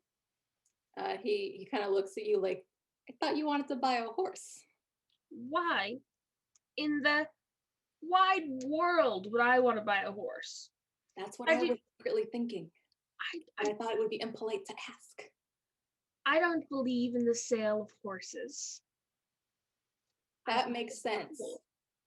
That makes sense, and I'm sorry that I do this. He seems like he's going to be killed at any second. He's terrified of death. And he's kind of treating it as like a Christmas Carol type thing, where like he thinks that you're representative of some deep guilt he has. So he says, "Okay, look, I don't have any tokens. They didn't give any to me, but one of the dwarves over there, he's like a big train guy. He probably has tokens he can give you." And he points to a stand with a dwarf at it. Jules is already running to that stand. But before we leave the mounts guy, Toothpick is going to look at him and be like, "Hey man, listen to me. Prax is my #1 very good friend and also a champion, and I've met 2 number 2s today, and you're the number 2iest of both of the number 2s that I've met, so you better watch your mouth and stay in your place." He just looks utterly ashamed. Just completely. And I didn't mention this, but at the stand, he has like some kids from the village helping him out and just hanging around, the little deep gnome kids. And they all look at Prax and they're like they're big fans of yours. They're trying not to outwardly show it. But seeing him get a verbal beatdown multiple times. They're just kind of like, yeah, Prax is so cool. Yeah, yeah. I wink at the kids. They go, ah! And they start like talking to each other, chattering. They're super excited to have seen their hero, even though they were too shy to talk. And then Drock kind of just goes back to his horses and all flustered and angry, humiliated. I will turn around and follow Jules to the dwarf stand. Mm-hmm. All right. You see one of many kind of model train stands. People like show off their trains. They talk about them. And you see a surprisingly nebbish looking dwarf, very, very geeky for a dwarf. He has very, very thick glasses, kind of Coke bottle glasses, and a beard made of really kind of like red corkscrew curls. He has kind of like this clique around him of like fellow nerdy dwarves who are all into trains. And he seems very excited to have someone come over and want to talk to him. So he says, oh, greetings, my friends, my fellow train enthusiasts, or should I say, fair equinologists. I get it. I get it. Thank you, young sir. What can I help you with today? Do you want to look at my wares? Do you wish to talk about my many trains? Always. But also, I have a question. I hear that you are a very renowned, shall we say, specialist in the train circles. And Oh, my boy, you've heard correctly. oh, so he lowers his voice and just like pulls him aside and whispers into his ear, do you have any tokens that I can get into the train museum? He kind of looks at Jules a little like, you can tell you're a fellow train enthusiast, but he seems a little full of himself, so he's not going to just give you the token. So he kind of draws back. And he says, well, my boy, I clearly need to fully understand your devotion to the art of trains. And your friends seem less enthusiastic than you. Therefore, why not we make a parlay and discuss the art of trains? My name is Grimnir Firebox, world-renowned train enthusiast. And he looks at Jules and says, and what is your name, little man? First, let me say I am a huge fan. I have been following your work since the third Fire Spark. It's truly, truly incredible. My name is Jules Leffen. I am but a humble servant of the train lords, and I am one day hoping to ascend to your dukedom. The dwarves around Grimnir kind of start to snicker, and they start to like look at you a little weird. And Grimnir himself kind of starts to snicker as well, and he looks at you in disbelief and says, Jules Leffen, son of Willa Leffen? Yes?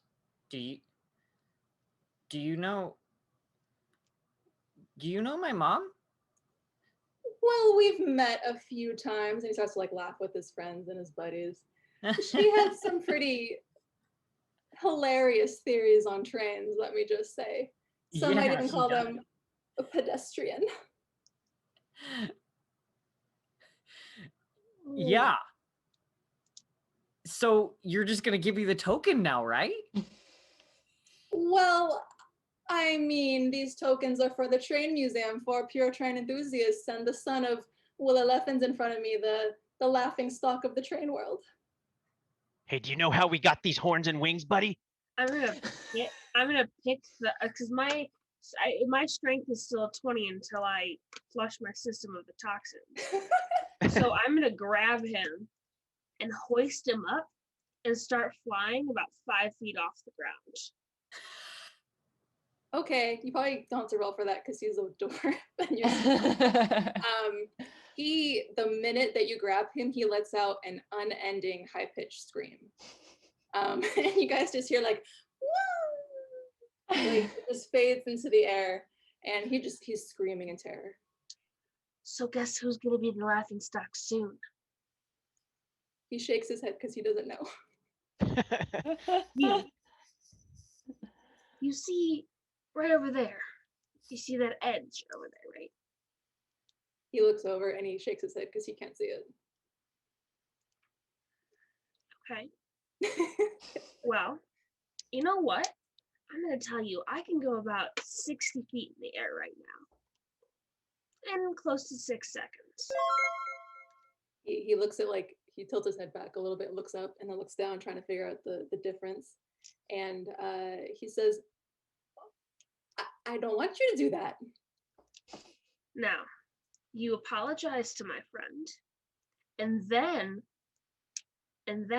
you tell him that his mother is not the laughingstock, and you will never talk bad about him or his family ever again. And then you will be giving all of us tokens.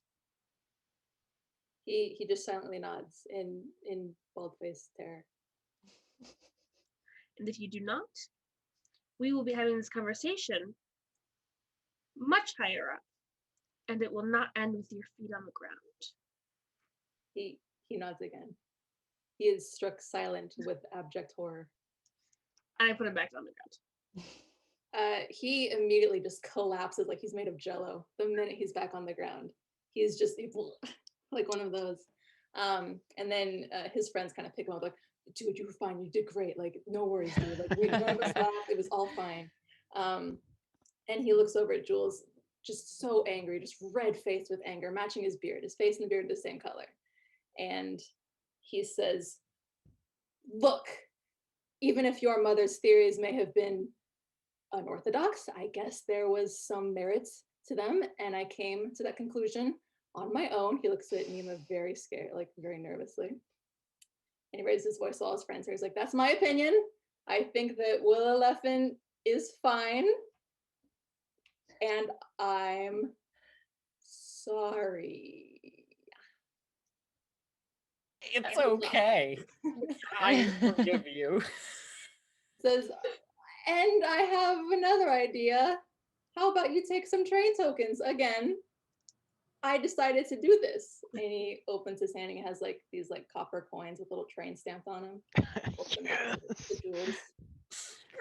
Since Like you those are flat a penny real machine. train enthusiast, you can have these tokens to the museum, and I can go on living another day, hopefully. We'll see about that. Thanks for the tokens. And you've defeated the too many bosses. The bullies at the festival. Grimdy returns to his friends, and again they're pumping him. He's like, no, dude, it's okay, man. It's fine. You're still the best, man. You're still the best. So now you all have tokens to the train museum. Great. Do any of the other dwarves make eye contact with me? Some of them look at you like, oh, like, why would you do that to Grumdir Firebox? Any of them that make even partial eye contact with me, I will like have this malevolent grin and wink at them. Roll intimidation.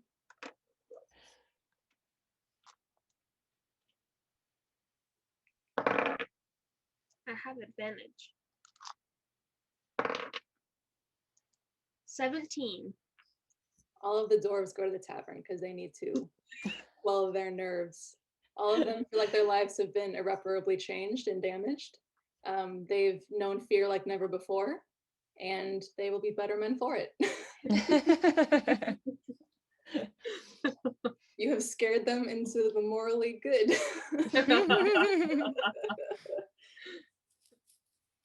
Jules is running full force with Trek to that train museum as fast as he can. Trek is just like bounding off after him. It's hard not to be excited about the train museum with Jules in the party. Yeah. Oh, we all go to the museum. Okay, so the train museum is kind of a little ways off from like a lot of the crowd. It's kind of a more quiet corner of the festival. It is in the shape of a big train, and outside you see two very large gentlemen guarding the door, and clear the door will not open unless they open it for you. Jules just runs up and says, hello, esteemed sirs and or madams. I am also an esteemed sir, as you can tell by my special little token. One of the bodyguards takes the token, looks at it, gives it one of those cartoon bite things, puts it in his pocket and says, welcome, sir. to the train exhibition and opens the door and only lets you in and then closes it again. I want to hold mine up real quick. Exact same routine. They take it, they bite it, they say, "Welcome, sir, to the train exhibition." They open the door just slightly for enough for you to get in so no one else can see what's in there. Yeah, Toothpick walks in, arms are swinging, feet padding on the ground. Prax is the same, but the entire time his hand on his weapon, because he's going into a big train. This is the belly of the beast. He's got to be careful. Exact same routine. They open the door just enough for you to get through. Very secretive. No one can know what's inside. And they close it. Well, okay, see how this one's going. And she'll hold the coin out. You take this, I go in there, right? Yes, madam, that's correct. They take it, they let you in, close the door. I'll hand them mine. They look at you and they pause and say, "Please be careful around the exhibition." You didn't say that to any of them. Huh? You didn't say that to any of them. And the men look at each other and they're kind of like, "Well, Centaurist. perhaps." I will not defend myself. Whoa! We haven't had a centaur in the exhibition before. Forgive my ignorance, madam. And they take the coin. They seem like they're questioning their own morals. Yep. Maybe they have some freakism and bigotry they need to address on their own time. Yeah. They open the We door. hit the door shuts and they're like, "Are we bigots?" Centaurus? Is that? Look it up on the dictionary, dude. They let Nima in, close the door behind you. So inside, there's a very stoic, serious air in the room. Everyone there is very quiet, very scholarly sounding. It's the total opposite of like the merriment and the craziness and the funnel cakes happening outside. The building has these really high vaulted ceilings, again in the shape of a train, so it's like a big cylinder that you're in. It looks kind of like a big library, essentially. There's this big, long line of tables in the center, lit by these floating candles. It's gorgeous. And there are these very like intellectual looking train enthusiasts and scholars around. Not just fans, these are the big boys, the big players. On the tables are strewn some model trains, some ancient texts, manuscripts, and lithographs, as well as some more contemporary stuff, like some more engineering-based train models and ones that look like almost like a science experiment, like they're like dissecting a train model, trying to figure out like how it could possibly work in real life. It's all very clinical, very serious, very scholarly. You can't really, it's a place that kind of makes you keep your voice down a little bit. So Jules, I mean, enters the room, hands above his head, and just goes, "Woohoo!" and like just immediately starts like racing through, like just searching for the trains. I don't think he realizes how serious. I don't even think he knows there are other humans here or that his friends are not inside. When you let out a squeal of delight, everyone in the room turns and stops their doing and looks at you. And they're a little like, "Who let the little child in here?" They don't say anything, but it's like, it's very disapproving. Jules is kind of used to being looked at a little disapprovingly. He just just runs off and like doesn't even pay them any mind. And if someone is a little too stoic with him, he just kind of like shoves them out of the way a little bit to like look at like their text, or to like see their train or something like that. Is there sorry, go ahead. I was gonna say, is there any special book? I think if there's anything that he's looking for specifically from the museum, it's old books of very old, ancient, maybe history or arcana text about trains. You can look for that. I would prefer for the whole party to be in the room though. Oh yeah, no, totally. Let's reconvene and then let's go book hunting. Yeah, I think that as we get together, Toothpick just looks to everyone really and is like, "I just want to get this off of my chest before we get any further. I have no idea what's going on and I don't know what trains are." One of the people at the table hears that and looks at you and just shakes his head like, "Then why are you here, dude?" I'm like, And you only have an hour and a half to live. Mind your own business. he does not know what that means, and he looks back to his dusty old books. Praxa looks around and says to Toothpick, I too am feeling conflicted around what trains actually are. And I would like to find whoever the lore keeper in this room is, because I think back in his mountain town, there's somebody who's sort of in charge of passing down the story of the trains. And so I think he's scanning the room for somebody who might look like they fill that role. As you guys are kind of convening in the same area, you're looking at the stuff on the tables. A dragonborn approaches you, and you can tell that she's kind of the is hostess the right word? Like she's kind of the Like a tour guide curator. almost. Curator, thank you so much. Of the area. She looks very scholarly, very tall, wearing spectacles, and she kind of approaches you because she cannot ignore you. You're very loud. And she comes up to you politely and says, "Can I help you find anything?" Yes. Do you have, what is your oldest train book? Our oldest book. May I ask why you're inquiring about that?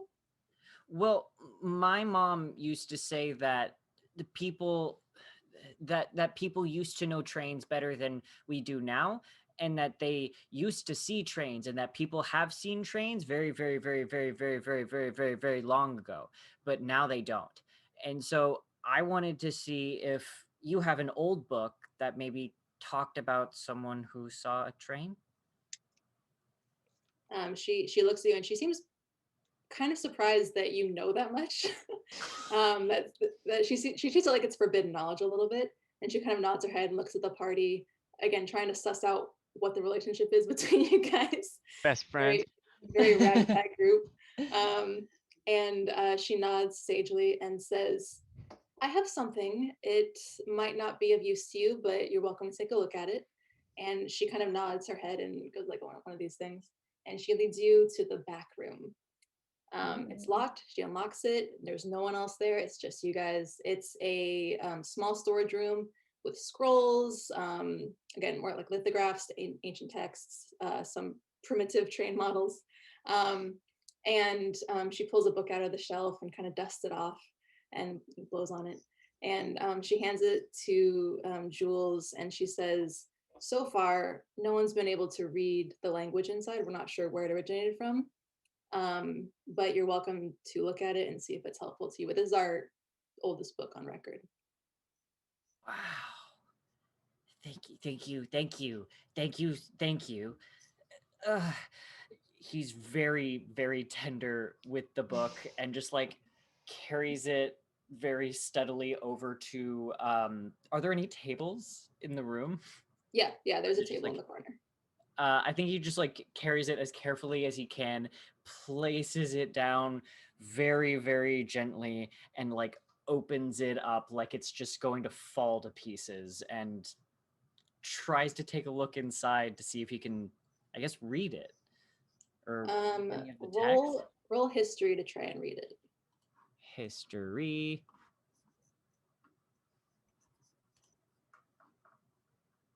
17. You can tell that it's an ancient language, and you've seen it associated with trains before. Like you've seen a few words here and there that look familiar. Things like train, wheel, steam, like the basic components, nothing really useful.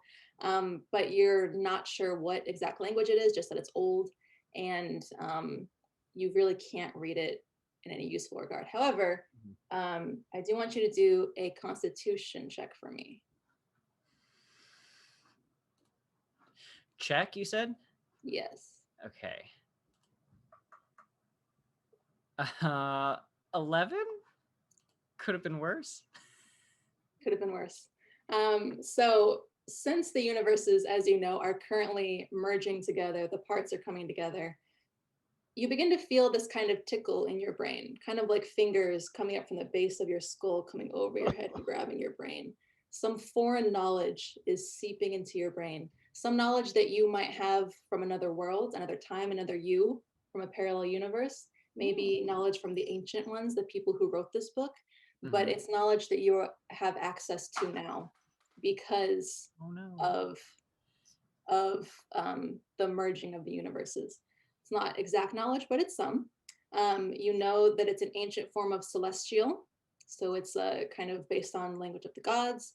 Um, and it mentions Avala by name. It mentions her children. It does not mention the word train, the modern version. It uses the word children instead. I speak Celestial. Okay, but do you speak So- ancient celestial? No, I do not. Um, However, I don't know if ancient celestial and regular celestial have anything in common.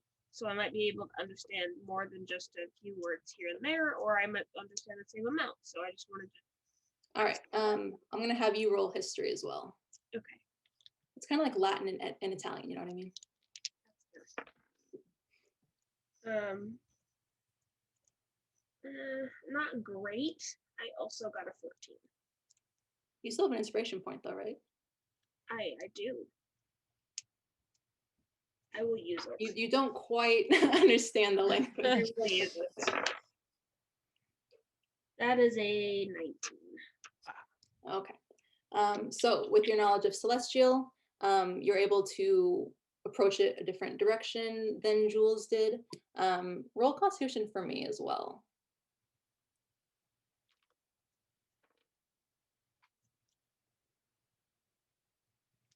Should have saved that inspiration. I rolled a natural 1. No. Well, here's the funny Oh, thing no. about this check is that if you roll high, you resist the forces of the universe invading your brain. If you roll low, your brain cannot control it and they come in. So because you roll a natural 1, it functions as a natural 20 in this regard. So Oh. You know congratulations. everything. Yeah. The universe merges a little bit more. The universes overlap. Existences that you didn't know you had in the past, your past lives, everything comes together. It's extremely overwhelming, but the text before you becomes clear as day. It's like common to you. You can just read it super easily. Okay. And what you get from this is some of the same stuff that Jules got. Avala by name, her children. However, it also mentions that Avala has a physical form, one that is long and silvery. Steam pours from her face.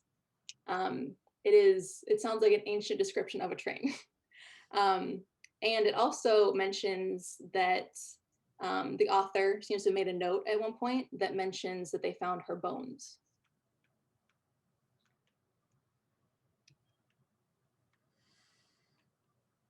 So, 2 things. One, while this is happening to my brain, Nema will also just be holding her head and like screaming. Me too. Ah! And then as soon as I can start reading it, I'm fine, and I just go back to like nothing happened. And like if people give me weird looks, I just like give them a weird look back, like what happened? And I will then relay the information that I found out to my friends. Is there anything in there that would indicate if the trains are destroyers of worlds, or if they are in fact, as Jules believes, good after all? Nima, you did read that the children of Avala do create destruction and chaos when they travel through worlds. It's kind of just a natural thing that happens because they have to move through stuff. Well, I wouldn't necessarily call them evil. I don't think they have evil intentions. However, they cause destruction and chaos when they move worlds. Think of it as if you were buried in sand, and the sand around you, when you stand up, all of it falls in. All the other sand that was not on top of you is fine, but the stuff that's around you is not. I see. The Dragonborn woman who's with you in the room, she overhears what you're talking about, and she's clearly amazed because this is her life's work and you read it in 2 seconds. And she looks at you and says, "Did you say bones?" Yeah. She kind of looks nervous and excited at the same time, and she goes to a shelf, pulls out a box, and in the box is like this wrapped kind of package, very, very carefully put together. She takes it out, puts it on the table in front of all of you, unwraps it with white gloved hands so she doesn't get her fingerprints on it. And it is a long white bone. And she A says, real bone? "It is a real bone." She says, "We've had this in our collection for centuries. We have been told it came from Avala, but we have never found its origins. We don't know anything else about it. But hearing you say that and seeing you read that book, I'm not going to ask questions. But I believe that you have a gift, and perhaps one of you can take a look at this bone and discern something from it."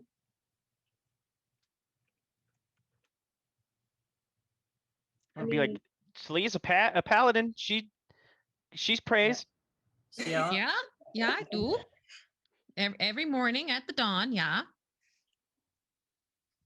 Do you know anything about Uvala? Well, personally, she's not mine, but maybe I can try and have a nice little sit down with my own Luru.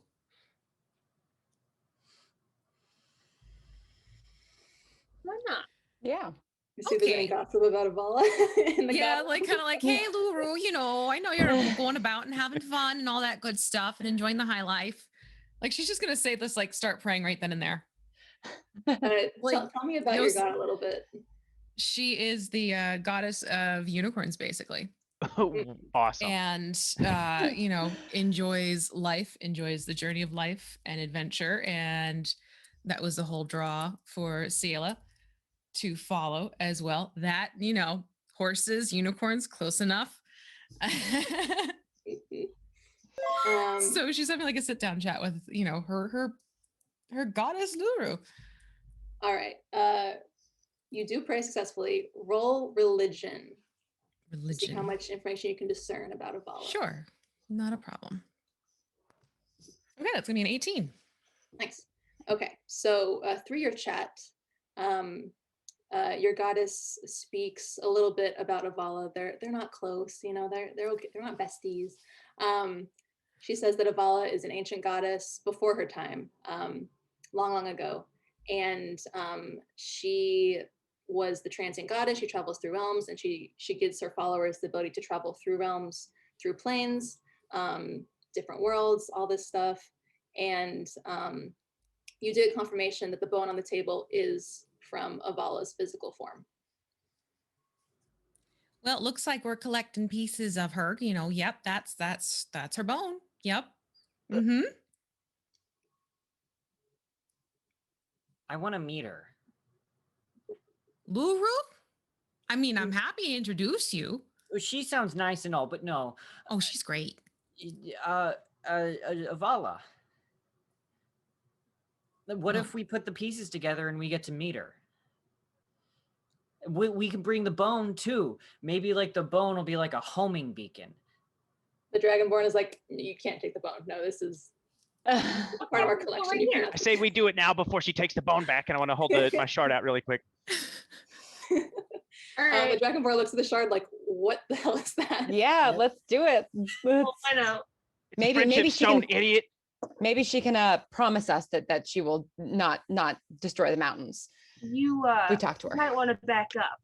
I say to the Dragonborn. She looks around the very small room that you're in and just stands against the wall. She trusts you implicitly because you read the book, but she is just like confused. Terrible decision. All right.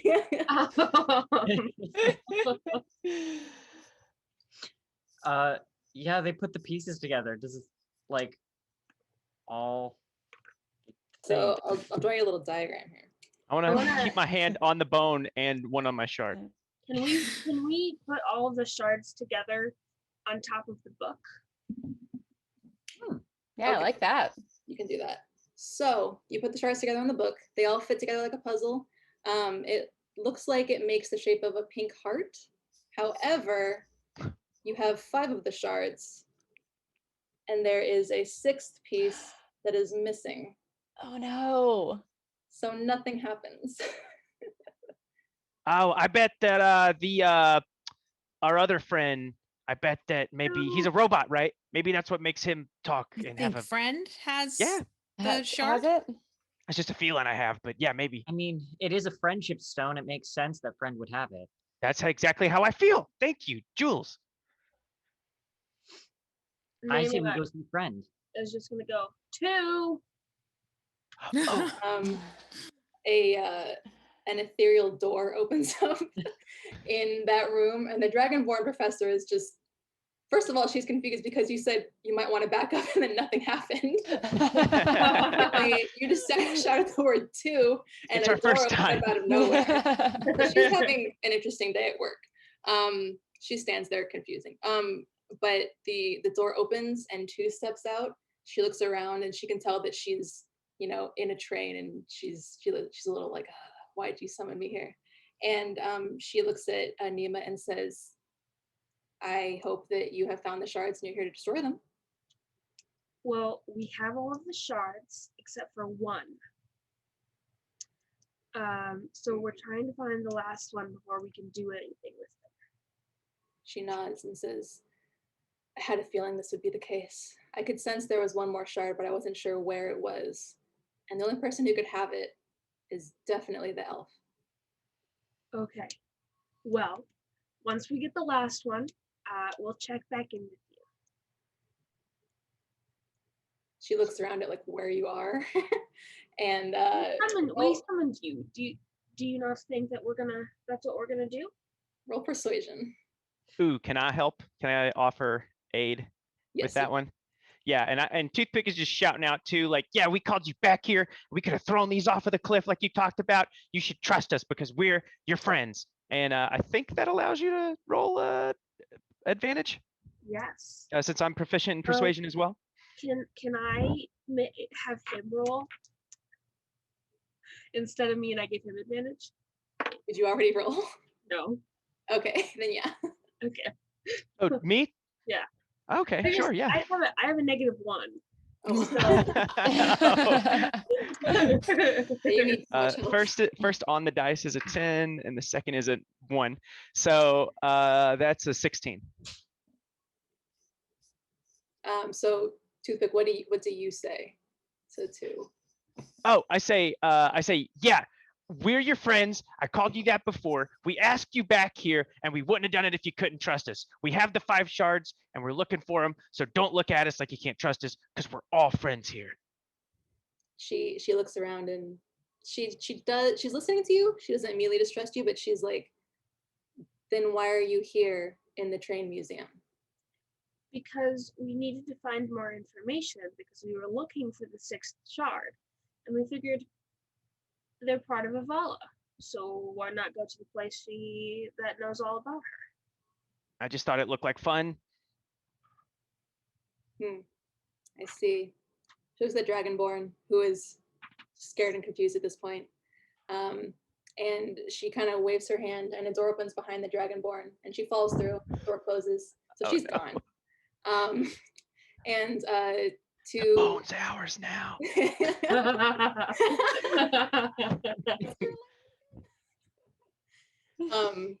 And Tu looks at you all and says, very well, no more distractions, I hope.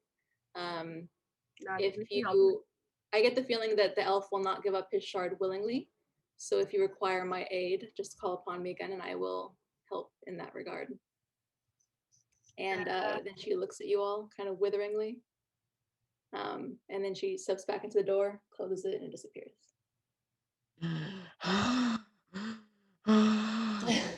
I was this close to saying everything about it. Well, good job, Jules. Thank you. I did really good that time. Yeah, you did. Can we go see Avala now? Well, we're gonna have to find the last piece, but we can try. Yeah. Where's Theron again? Last time you saw him, he was outside the big circus tent area. Right. However, when you go back there, he might not be there. Is he Well- inside the tent?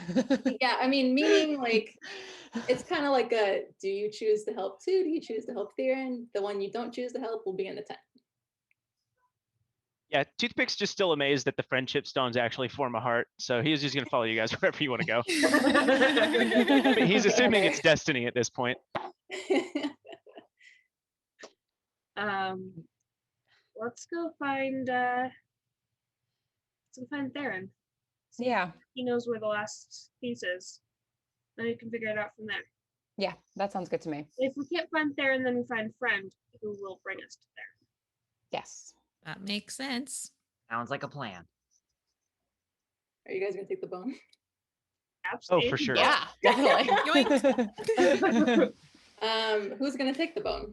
Oh, I'll take it and Misty step myself out of there really quick so she doesn't even see it happen. I was gonna say someone's gonna have to sneak out of there with this it's a big bone, by the way. It's like Oh, it's about I- 4 feet long. I can help with this. I can help. Toothpick's like, oh, wait, I can help. And he puts his little gloved goblin hand on Ciela and he closes his eyes. And he says out loud, hang on. He says, we're standing here with our friendship stone. We're not in the clear until you yourself are clear. And then with his little DOS flute, he strums one more time and burns one of his spell slots and casts invisibility on Ciela. Nice. Fun. So yeah, I'll just waltz out with the bone. I love that you did that without her asking you to do that. He was like, wait, before you go. Let me make you invisible real quick. All right, you're invisible. No one can see you. And we'll say the bone's invisible as well because you're holding it. Okay. And yeah, the rest of you are free to leave. Everyone is pretty invested in their work, so they're not really going to notice you guys leaving anyway. I am bringing the book. You're bringing the book as well? Yes, but I'm gonna put it in my backpack. Okay, that's fine. No one can possibly see that, so go for it. All right. If you leave the train museum, you leave so without any incident. No one questions you. No one notices you. The Dragon War Lady is gone, so she can't stop you. Hope she's okay. She's probably fine. Yeah, she's fine. We told her to watch out. That's true. You told her to step back. She didn't step back far enough. Trains are messy business. Exactly. When you exit the train museum, the 2 gentlemen who are guarding the door just give you a nod and say, enjoy the rest of your day at the festival. And they look at Nima, and you can tell like they've had a conversation since you've been gone. And they're like, ma'am, we're sorry that we were Centaurists. We've never met one before, but we're different now. Yeah, I appreciate it. Have a good day at the festival. Thank you. You were just changing hearts today. I know. Okay, so the big circus tents, you know that before this whole thing happened, that was where kind of the main event of the festival was going to take place. Kind of the big reveals of the year, that kind of thing. It's like E3 with trains. And it kind of looms the highest thing in the festival. And you're welcome to go there if you so desire. Yeah. I'm Let's go in. Let's face our destiny. Friend is waiting outside. Theron is not. And Friend kind of waves you over like, oh, before you go in. And he says, I hope that you haven't been swayed by the doorkeepers, have you? Hey, Don't know what swayed means. Friend, Yes. what powers you?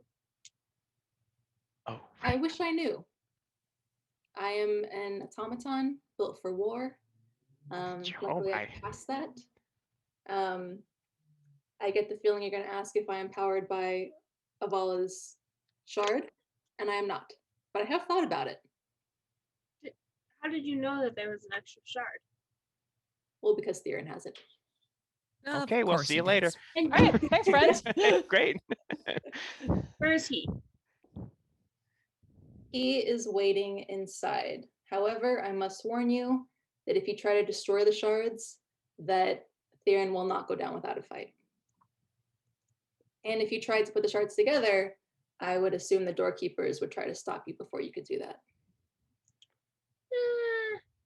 You know, we're working on it. We're working on our station. Yeah, we'll see. We'll see. Yeah, let's the see. enemy of my enemy is my friend. You know what I'm saying? We're gonna go in now. All right, you enter the grand tent. Inside, lots of model trains everywhere, stuff like on rails, like roller coasters and stuff, like really like high theory, crazy stuff. Just tables and tables and tables. But in the center, there's kind of an empty space that's about like 50 feet by 50 feet, roughly. And there you see Theron standing, waiting attentively for you to return. And he's kind of standing just very seriously. He wants to get this over with, clearly. And he says, I trust you've made a decision. What is that? Well, that's her missing- asking nicely.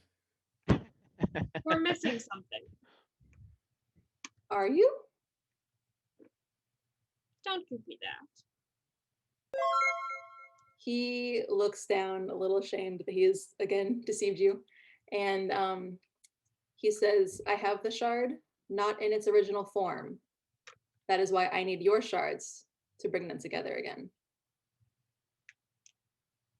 What do you mean, not in its original form? To keep the doorkeepers from stealing it from me, I transformed it into something else. Is it friend? It is not friend. He is safe. Is it-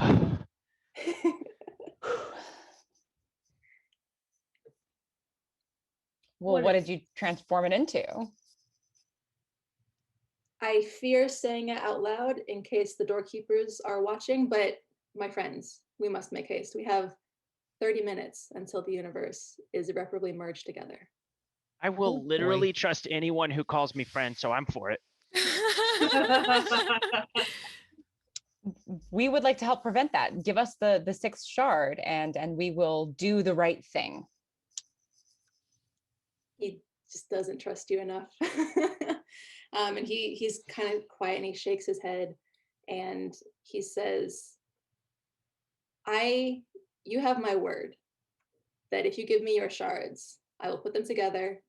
We will reforge Avala's soul. She'll be reborn and you will all be safe. That is my promise to you. Can Toothpick walk up and try to grab his hand if he'll let me? And if he lets Toothpick hold his hand, Toothpick's gonna say, look, Theron, I know this stuff seems pretty weird and you've been in here a long time without friends, but that stone is shaped like a heart and there's a train in a mountain and we've done a lot here today. And also the ticket takers are centaurists, but you can trust us. And we'll put the stone back together and we'll do it all together. You can do it with us, Theron.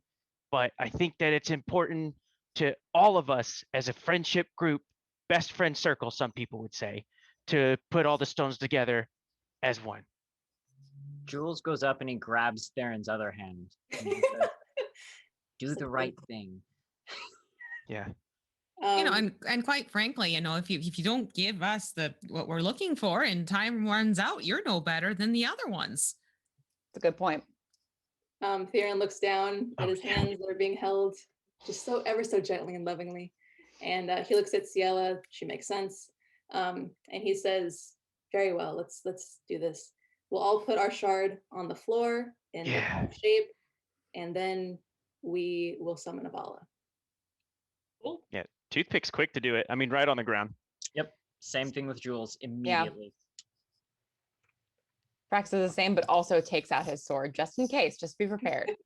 Oh yeah, Warhammer's in hand and shard goes on the ground. I think everything's gonna be okay. I agree. Theron looks at Nima, and he decides to be a gentleman. So he draws his sword, and you can see it gleaming with some purple or some pink kind of stuff running through it. And he points the tip of his sword down in place of where the other shard would go. And I'll place mine on the ground. Right before you do that, a door opens up right next to you. And 2 steps out. She grabs Theron, throws him and his sword into the door, closes the door, so he's gone. And she looks at you all and says, "I knew it, trained sympathizers." Roll for initiative. Oh yeah. D minus 30 minutes till the universe is merged. Oh no. Yeah, not great for toothpick either. I mean, Not great for 2. Nope, not great for me either. Perfect. I Okay. so I Okay, so Ciela, what's your initiative? 11. 11. And Nima? 22. Oh my god. Toothpick. 8. Nice. Prax? 3. Oh. What is it? Prax. 3. Okay. And then Jules. 4. The 2 gnomes right at the bottom. Yeah. Jules, pick odd or even numbers. Odd. All right. 2 also wrote a 4, that's why I asked. So you go before her. Okay, so first up we have Nima. And here's what things look like. So you're in a circle about 50 by 50 feet. You're all standing very close, and 2 is right in front of you. She kind of, after she throws Theron into the door, she kind of floats backwards a little bit. So now there's like 30 feet between the 2 of you, or her and the group. Around you are a bunch of tables and model trains. The ceiling is about 100 feet high, and everything's a tent, including the floor is also a tent. Okay. So I would like to charge her. Okay. And then I'm going to make my rapier attack, which is a 26. Wow. What are with these rolls? This is insane. I don't know. Never missed. I probably will start missing. And just give me a minute. Give me a minute. That is 12 damage. Okay. And then because I charged, I also get a hooves attack. However, instead of my hooves attack, I would like to try and grapple her and fly up. Well, you can't fly very high because you're in a tent. Do you still want to just go like as high as the tent goes? Yeah. Okay. All right. To roll, is that like a saving throw for me to grapple? To I be think grappled? it's a Strength. contested strength or athletics check. Yep. Not good for roll 2. Okay. 4 for me. Well, I got a 10, so Ooh, I barely still critical. still managed to beat her, but so I'm gonna fly up.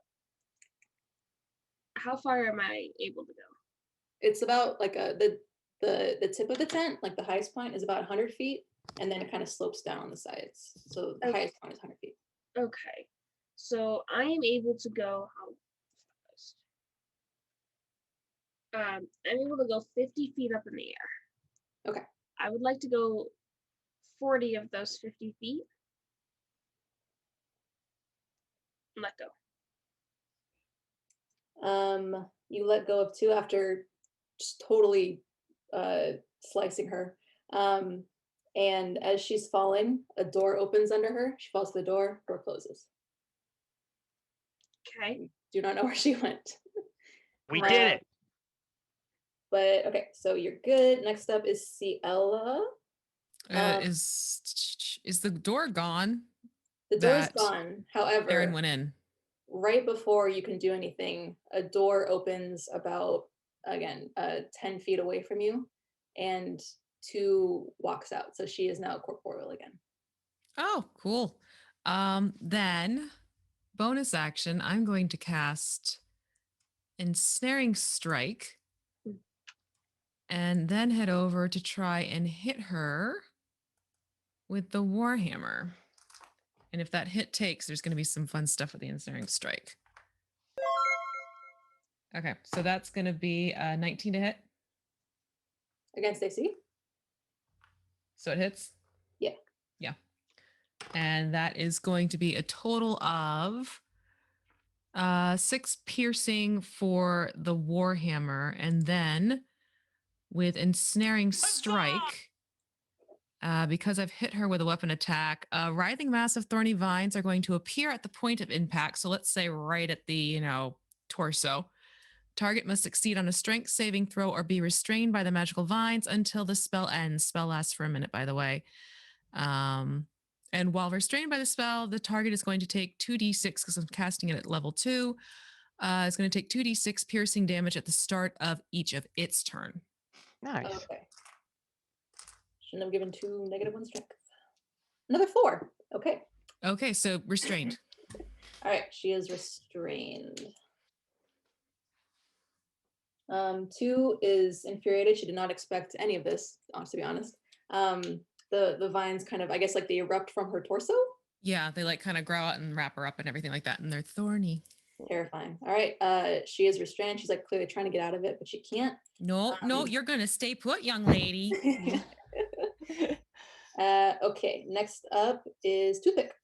Yeah, Toothpick, like he spazzes out just a little bit. He's like, he was planning on casting Hold Person and sees that someone else has done it now, and he had like a clever little rhyme in his head, and he's like struggling to figure out what he's gonna do next. And he's like, and then he sees that she's held in place, and he he decides to throw a Hail Mary, tell the same joke he was gonna tell, and cast a different spell, and in an attempt to get her to laugh. And he's gonna say, "Hey, Two, get a hold of yourself," and he's gonna cast Tasha's Hideous Laughter in an attempt to get her to laugh at his silly joke, and she needs to roll a wisdom saving throw and beat a 14. That is a 16. Okay, yeah. So she just doesn't think it's very funny. She just sneers. Like when you hear a bad pun, she just like, ugh. I'm like, I'll think of a better one next time. Hang on, give me just a second. I just need a second. It was funny, Toothpick. Don't worry. She's just rude. Thank you. Next up is Jules. Does she have a weapon? Yeah, she is holding a staff. Oh, sorry, a what? Staff. A staff. Yeah. Is it like a wooden staff or is it like Yeah, a metal staff? I didn't write that down. I guess it's wood. In that case, Jules is just going to shoot her twice with his pistol. Why'd you even What? ask that? You pull out a gun. Wait, I want to know why you asked about what the staff was made of. You're just gonna shoot her. He was going to use heat metal to like make her drop any weapon because I assume Okay, helpful. that makes sense. Yep. Got it. Okay. Yep. So instead, he's gonna pull out his gun and shoot at her. Okay. I believe. Yeah, Okay, so you have advantage because she's restrained. Ooh. So you're almost definitely gonna hit her. So roll to hit. All right, and I get. So this is the first one.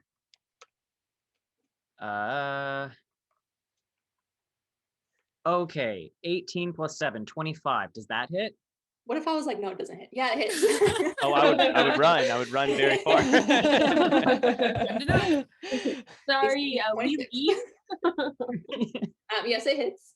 And then we just give up and we run out of the tent. And that's You can have the shards. We don't care anymore. We accept death. and the second one is a 26. So I assume hits? that as well. Yes. No, that one specifically does not. Okay, the first one does 11 points of damage, and the second one does 12 points of damage. Oh, mama. Nice. Okay. Did you shoot her any specific part of her body? No, I don't think he did. I But think you just pointed and hoped for the best. yeah, he just pointed and like just tried. He's Just doing his like best. lasers, they just went. Yeah. Got it. Okay. She makes a grunt of pain. She endures it, but clearly it hurt her quite a bit. And she struggles against her strength a little bit more, but she can't quite get out. Next up is Prax. Great. I'm gonna dash at her, and as I do, I'm gonna throw my light hammer at her head. So to hopefully hit her. And that's a 4. So, oh wait, but You do I have think- inspiration. that's true. Yes. Okay. I'm going to reroll. Thank you. That's an 11. This is better. You have advantage. 'Cause she's restrained. That's true. Okay. So I get another one. Yeah, all attack rolls against it have advantage. Great. Okay. 15. We're moving on up in the world. And it hits her. And so, yeah, so I throw my light hammer at her head as I'm running towards her. It just misses.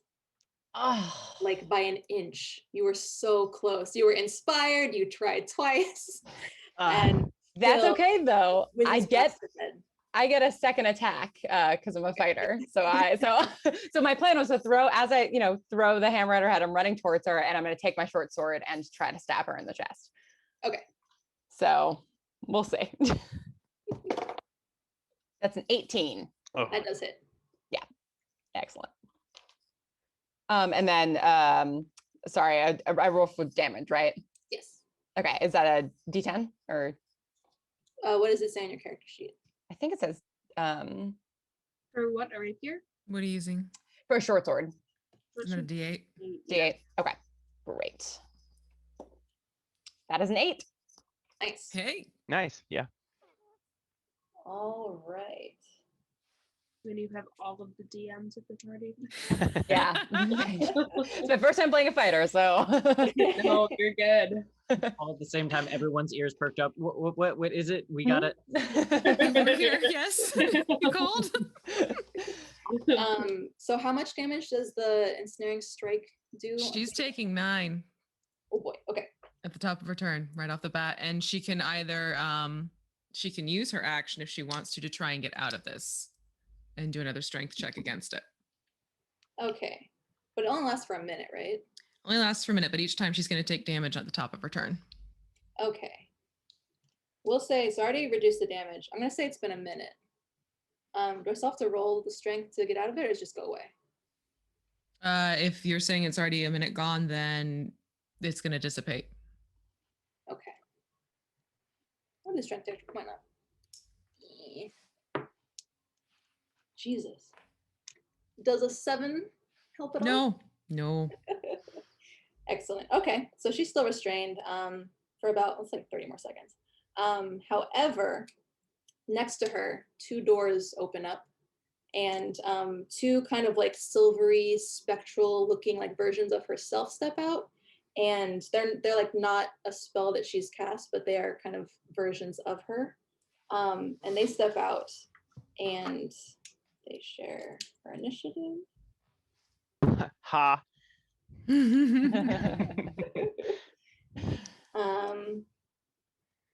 And one of them looks at Ciela and they can tell that she's the one that caused so much trouble for her too. Yeah. Someone's got a gun out.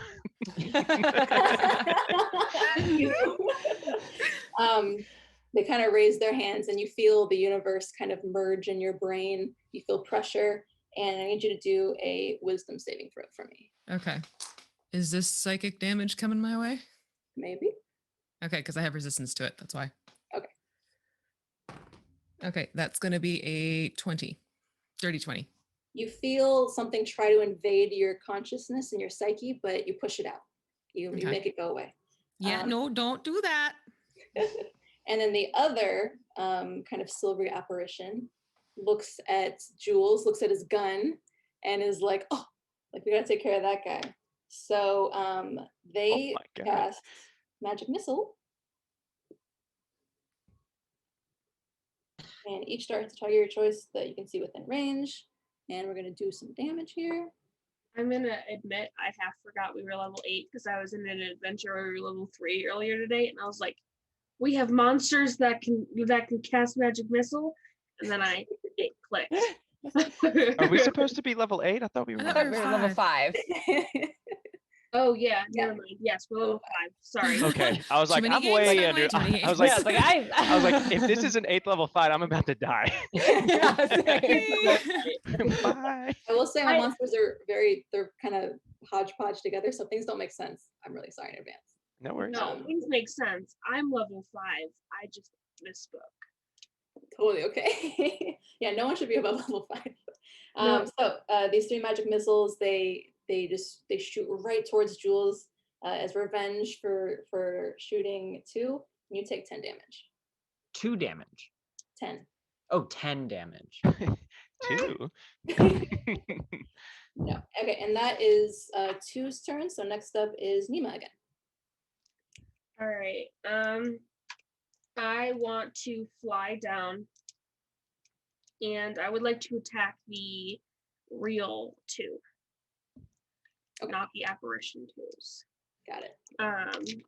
Do I still have advantage since she is still restrained? Yeah, she's still restrained for a little while longer. Okay. So I kind of forgot this was a thing, but I have 2 attacks since I'm level 5. And then I get, since I'm charging, I get a 3rd attack from my hooves. Okay. So Is the charge part of your movement or is it an action? So charge is part of my movement. If I move more than 30 feet towards someone, then it counts as charging, and I specifically said I was 40 feet up in the air, which is 10 feet less than my flight move speed. So I fly back down to the people. Okay. So one of those definitely does not hit. The other one is a 18. That does hit. Okay, and then a crit. Ooh, okay. Maximum damage for you. Yeah. How do you do crits? Just the full possible damage that can be done with that attack. Ooh. Okay. All right.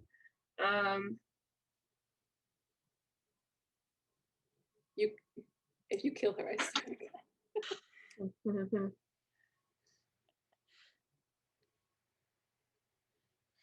That's 22 damage. Ooh, that is intense. Do you want to roleplay that? I thought that was really cool. You should roleplay that a little bit while I calculate this. So basically what happens is like my wings kind of close and I start diving towards 2. And I pull out my rapier and I like go to slice her the first time.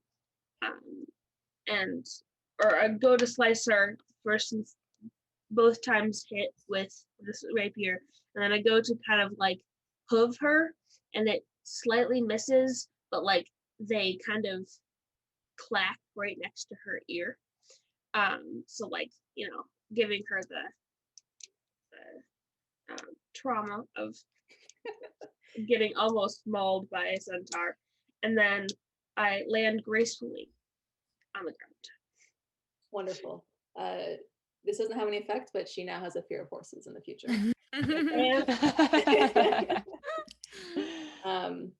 Okay, cool. Next up is Ciela again.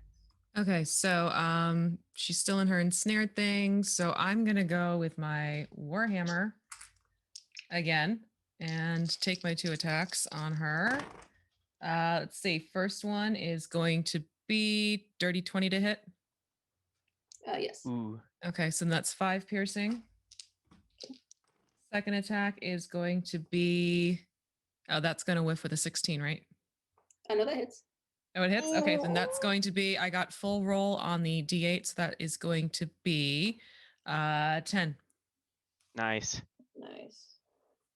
All right, 2 is taking a beating. She is looking not very well. However, after Ciela's turn, she's no longer restrained, and the ensnaring strike goes away. Next up is Toothpick. Yeah, I love watching. I love the image of Ciela just hitting her like T-ball, just like held still, just running.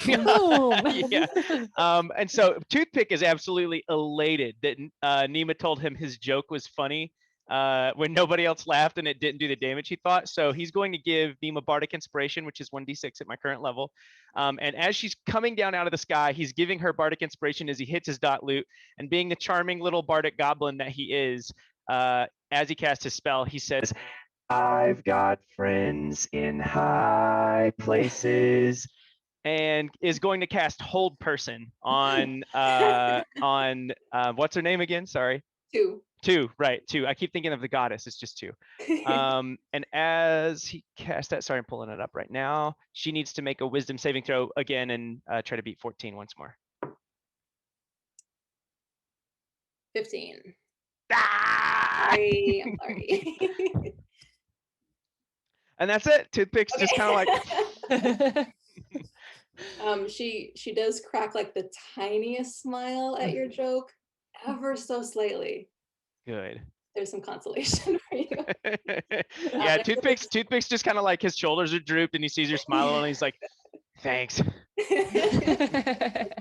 Next up is Jules. Did you say that there was like model trains around? Yes. Can I cast catapult and try to throw one of the trains at her? Yes, you can. Oh, lovely. The irony. What is Life. that? Now look at you. Oh, killing her with the power of the thing that she hates the most. Perfect. The creature makes a dexterity saving throw. You got to beat a 15. 16. You get 16. Ah, Oh, she beat mine by 1 too. I'm sorry. wait. Is she on the ground? Yes, she is. Trek is going. Jules is gonna yell at Trek. Ugh, it didn't work this time, but maybe the train with my heart will do the best. And he Trek runs up and just throws one attack at her using his turn. I think Okay. Do you have stats for Trek? Yes, I do. Oh, okay. He takes his own turn directly after mine, but only if I use a bonus action to tell him to do so. Got it. Yo. Where is my Trek? Oh, I found him. So, here. It sounded like the voice thing. Yep. So it is this. Oh, okay. That's a nat. Oh, wait, no, I read that wrong. That's a 7. So that's 14 to hit. Doesn't hit. I'm just chucking trains at 2. Every single one of them just falls a few feet short of her because your arms are too tiny. Next up is Prex.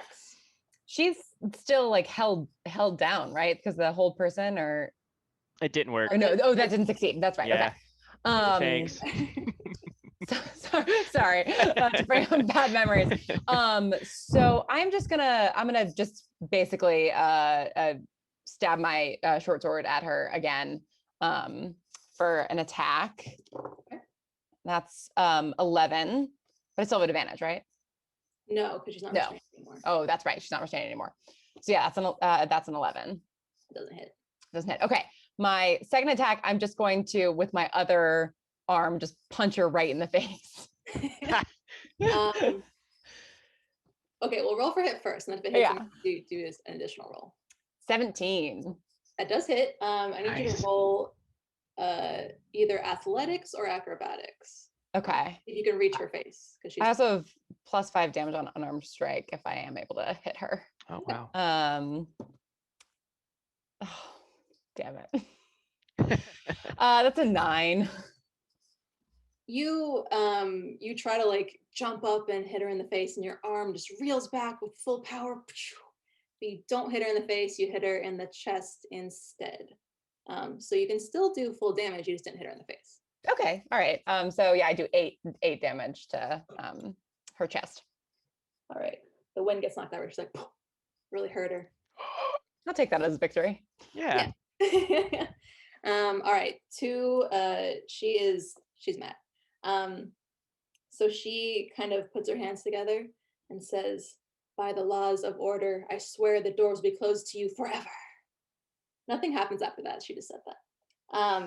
But she then takes her staff and she raises it in the air, and some energy in the air crackles. Thanks Seems for like the it's like the ring. energy I'm from the Butterbean. chaos of the universe that she's channeling.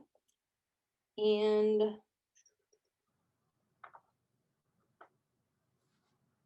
she is going to cast a line of energy straight forward.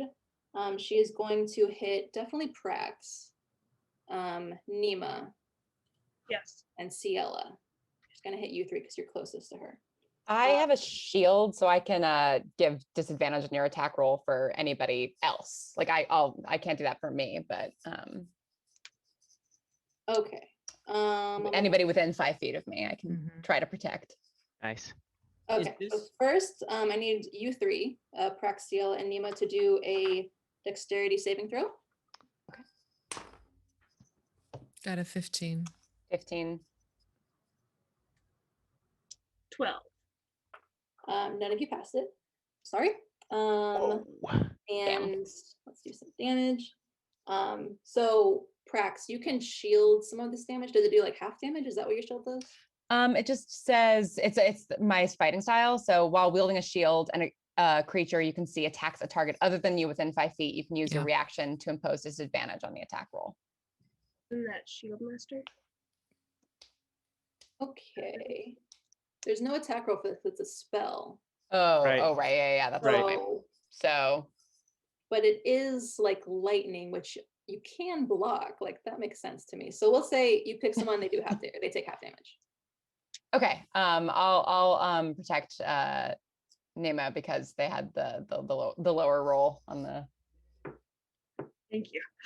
yeah. Okay, so Prax, you take 13 lightning damage. Nima, you take 5 lightning damage. And Ciela, you take 16 lightning damage. Okay. And then one of the 2 spectral versions of her, they again try to invade one of your minds. This time it's Toothpick. Toothpick, give me a wisdom saving throw, please. Oh, I'll do it. Let's see here. Okay. It's a 10. You feel some fingers start to get into your brain, Mhm. and you feel compelled to think of a color. What color do you think of? Oh, green. You're poisoned. No. So I you meant take- blue. So you take 5 damage now, and you will take 3 damage at the beginning of your next turn. Okay. Um, Fight's not going great for Toothpick so far. up is Nima. Okay. All right. So I'm gonna do pretty much a very similar action, except for I'm not gonna charge this time. So I'm going to attack with my 2 rolls. That is 26 and 25 to hit. Definitely hits. Okay. And one of those, actually, both of those are going to get imbued with a d6 of lightning damage from my mutant right or crafting right from my blood hunter stuff.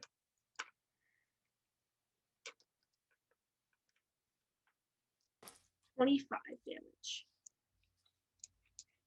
Believe it or not, that was the exact number you needed.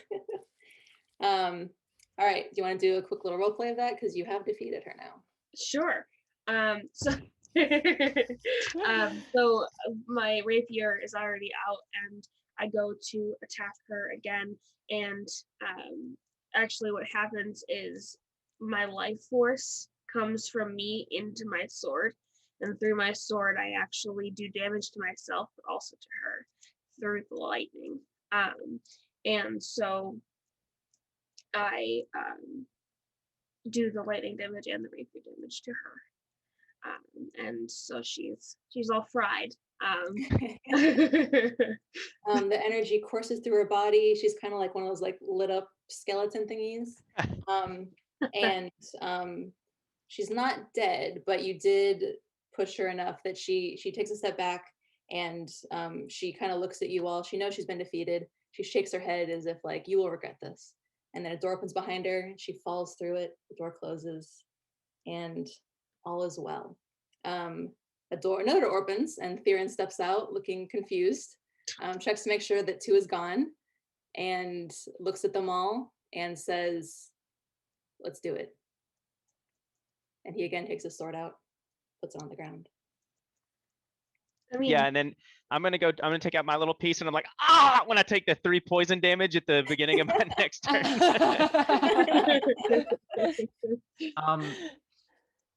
I mean, just in lieu of that, I think Jules is gonna quickly run up to Toothpick and be like, "Don't worry, friend.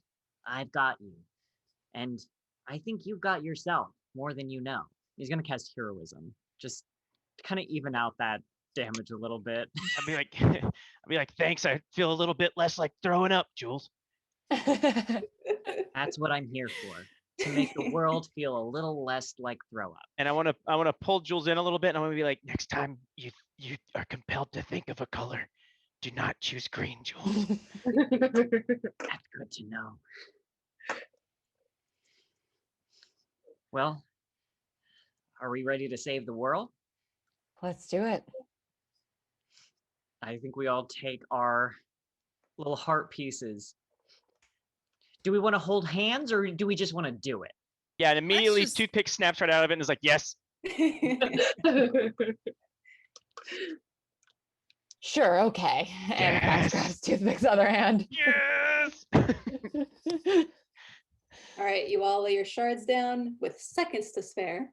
And Theron touches his sword, and there is this giant blinding flash of white light and friendship, and the tent gets upended in this huge gust of wind, and everything goes white very quickly.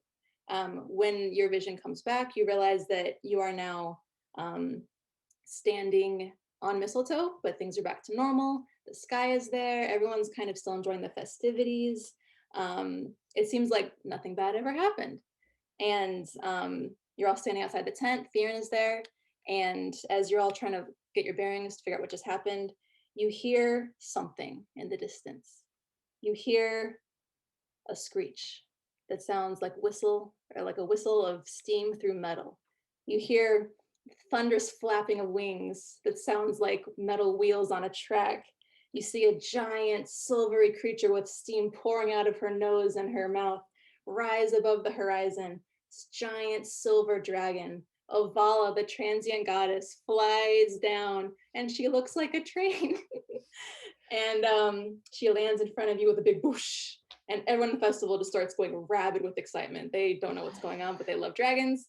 And she stands next to Theron, and he pets her, and she looks at you all, and she can tell that you saved her, and she's grateful to you now. I've been searching for you my whole life. She kind of nods like, I've heard you. You're very loud. I know. Theron and friend hop on Ovala, and Theron says, I'm returning home, but Ovala says that if you would like to join us for a trip, you're more than welcome to. 100%. Yes. She kind of lowers Yeah. conscious, you can get on if you want. Fully. Absolutely. A Absolutely. champion needs a fight. I'm going to go find another fight. All right, you get on Ovala, and I have a quick little outro for you to wrap things up. So, you are now traversing the ethereal realm on a joyride, and while you do this, you know not what the future holds. What you do know is that Ovala is reborn, and thus her children will eventually continue their paths of destruction and chaos throughout the realms. The doorkeepers will eventually return, and perhaps they will try to destroy Ovala once again. You know now that trains represent so much more than metal and steam. They represent freedom, curiosity, and the inherent chaos in all of creation. They represent the passage from one place to another, from doors closed to open, From one little festival in the mountains to future adventures, from strangers to friends. The end. Yay! Yeah, thank you. Thank you guys. That was so fun. And Amazing. apparently, we reached our goal. Oh, Amazing. So much. nice. Awesome. Yeah, thank you so much, guys. That was insanely fun. Thank you, everyone who tuned in, who donated. That's all I have to say. Thank you so much. Thank you, Bree, for a great everybody. game. Yeah. That was amazing. I'm so happy. Wow. Yeah. And we're so Hey, Toothpick, sing us off. Oh yeah, okay, I'm in. We're on a train and we're in space. We're best friends and this train has a face. Is it Mirren's wife? I do not know, but I smile every time the whistle blows. Amazing. Bravo. Incredible. Oh, that was beautiful. Well, thank you so much, everybody. We really appreciate everyone who has taken their time out to come and watch us and be a part of this event. And we did reach our goal of $1,000 raised. So thank you, thank you, thank you, thank you so much. That concludes our full day of events for B&B Plays D&D for JGD. Thank you so much, everybody. That's all I gotta say.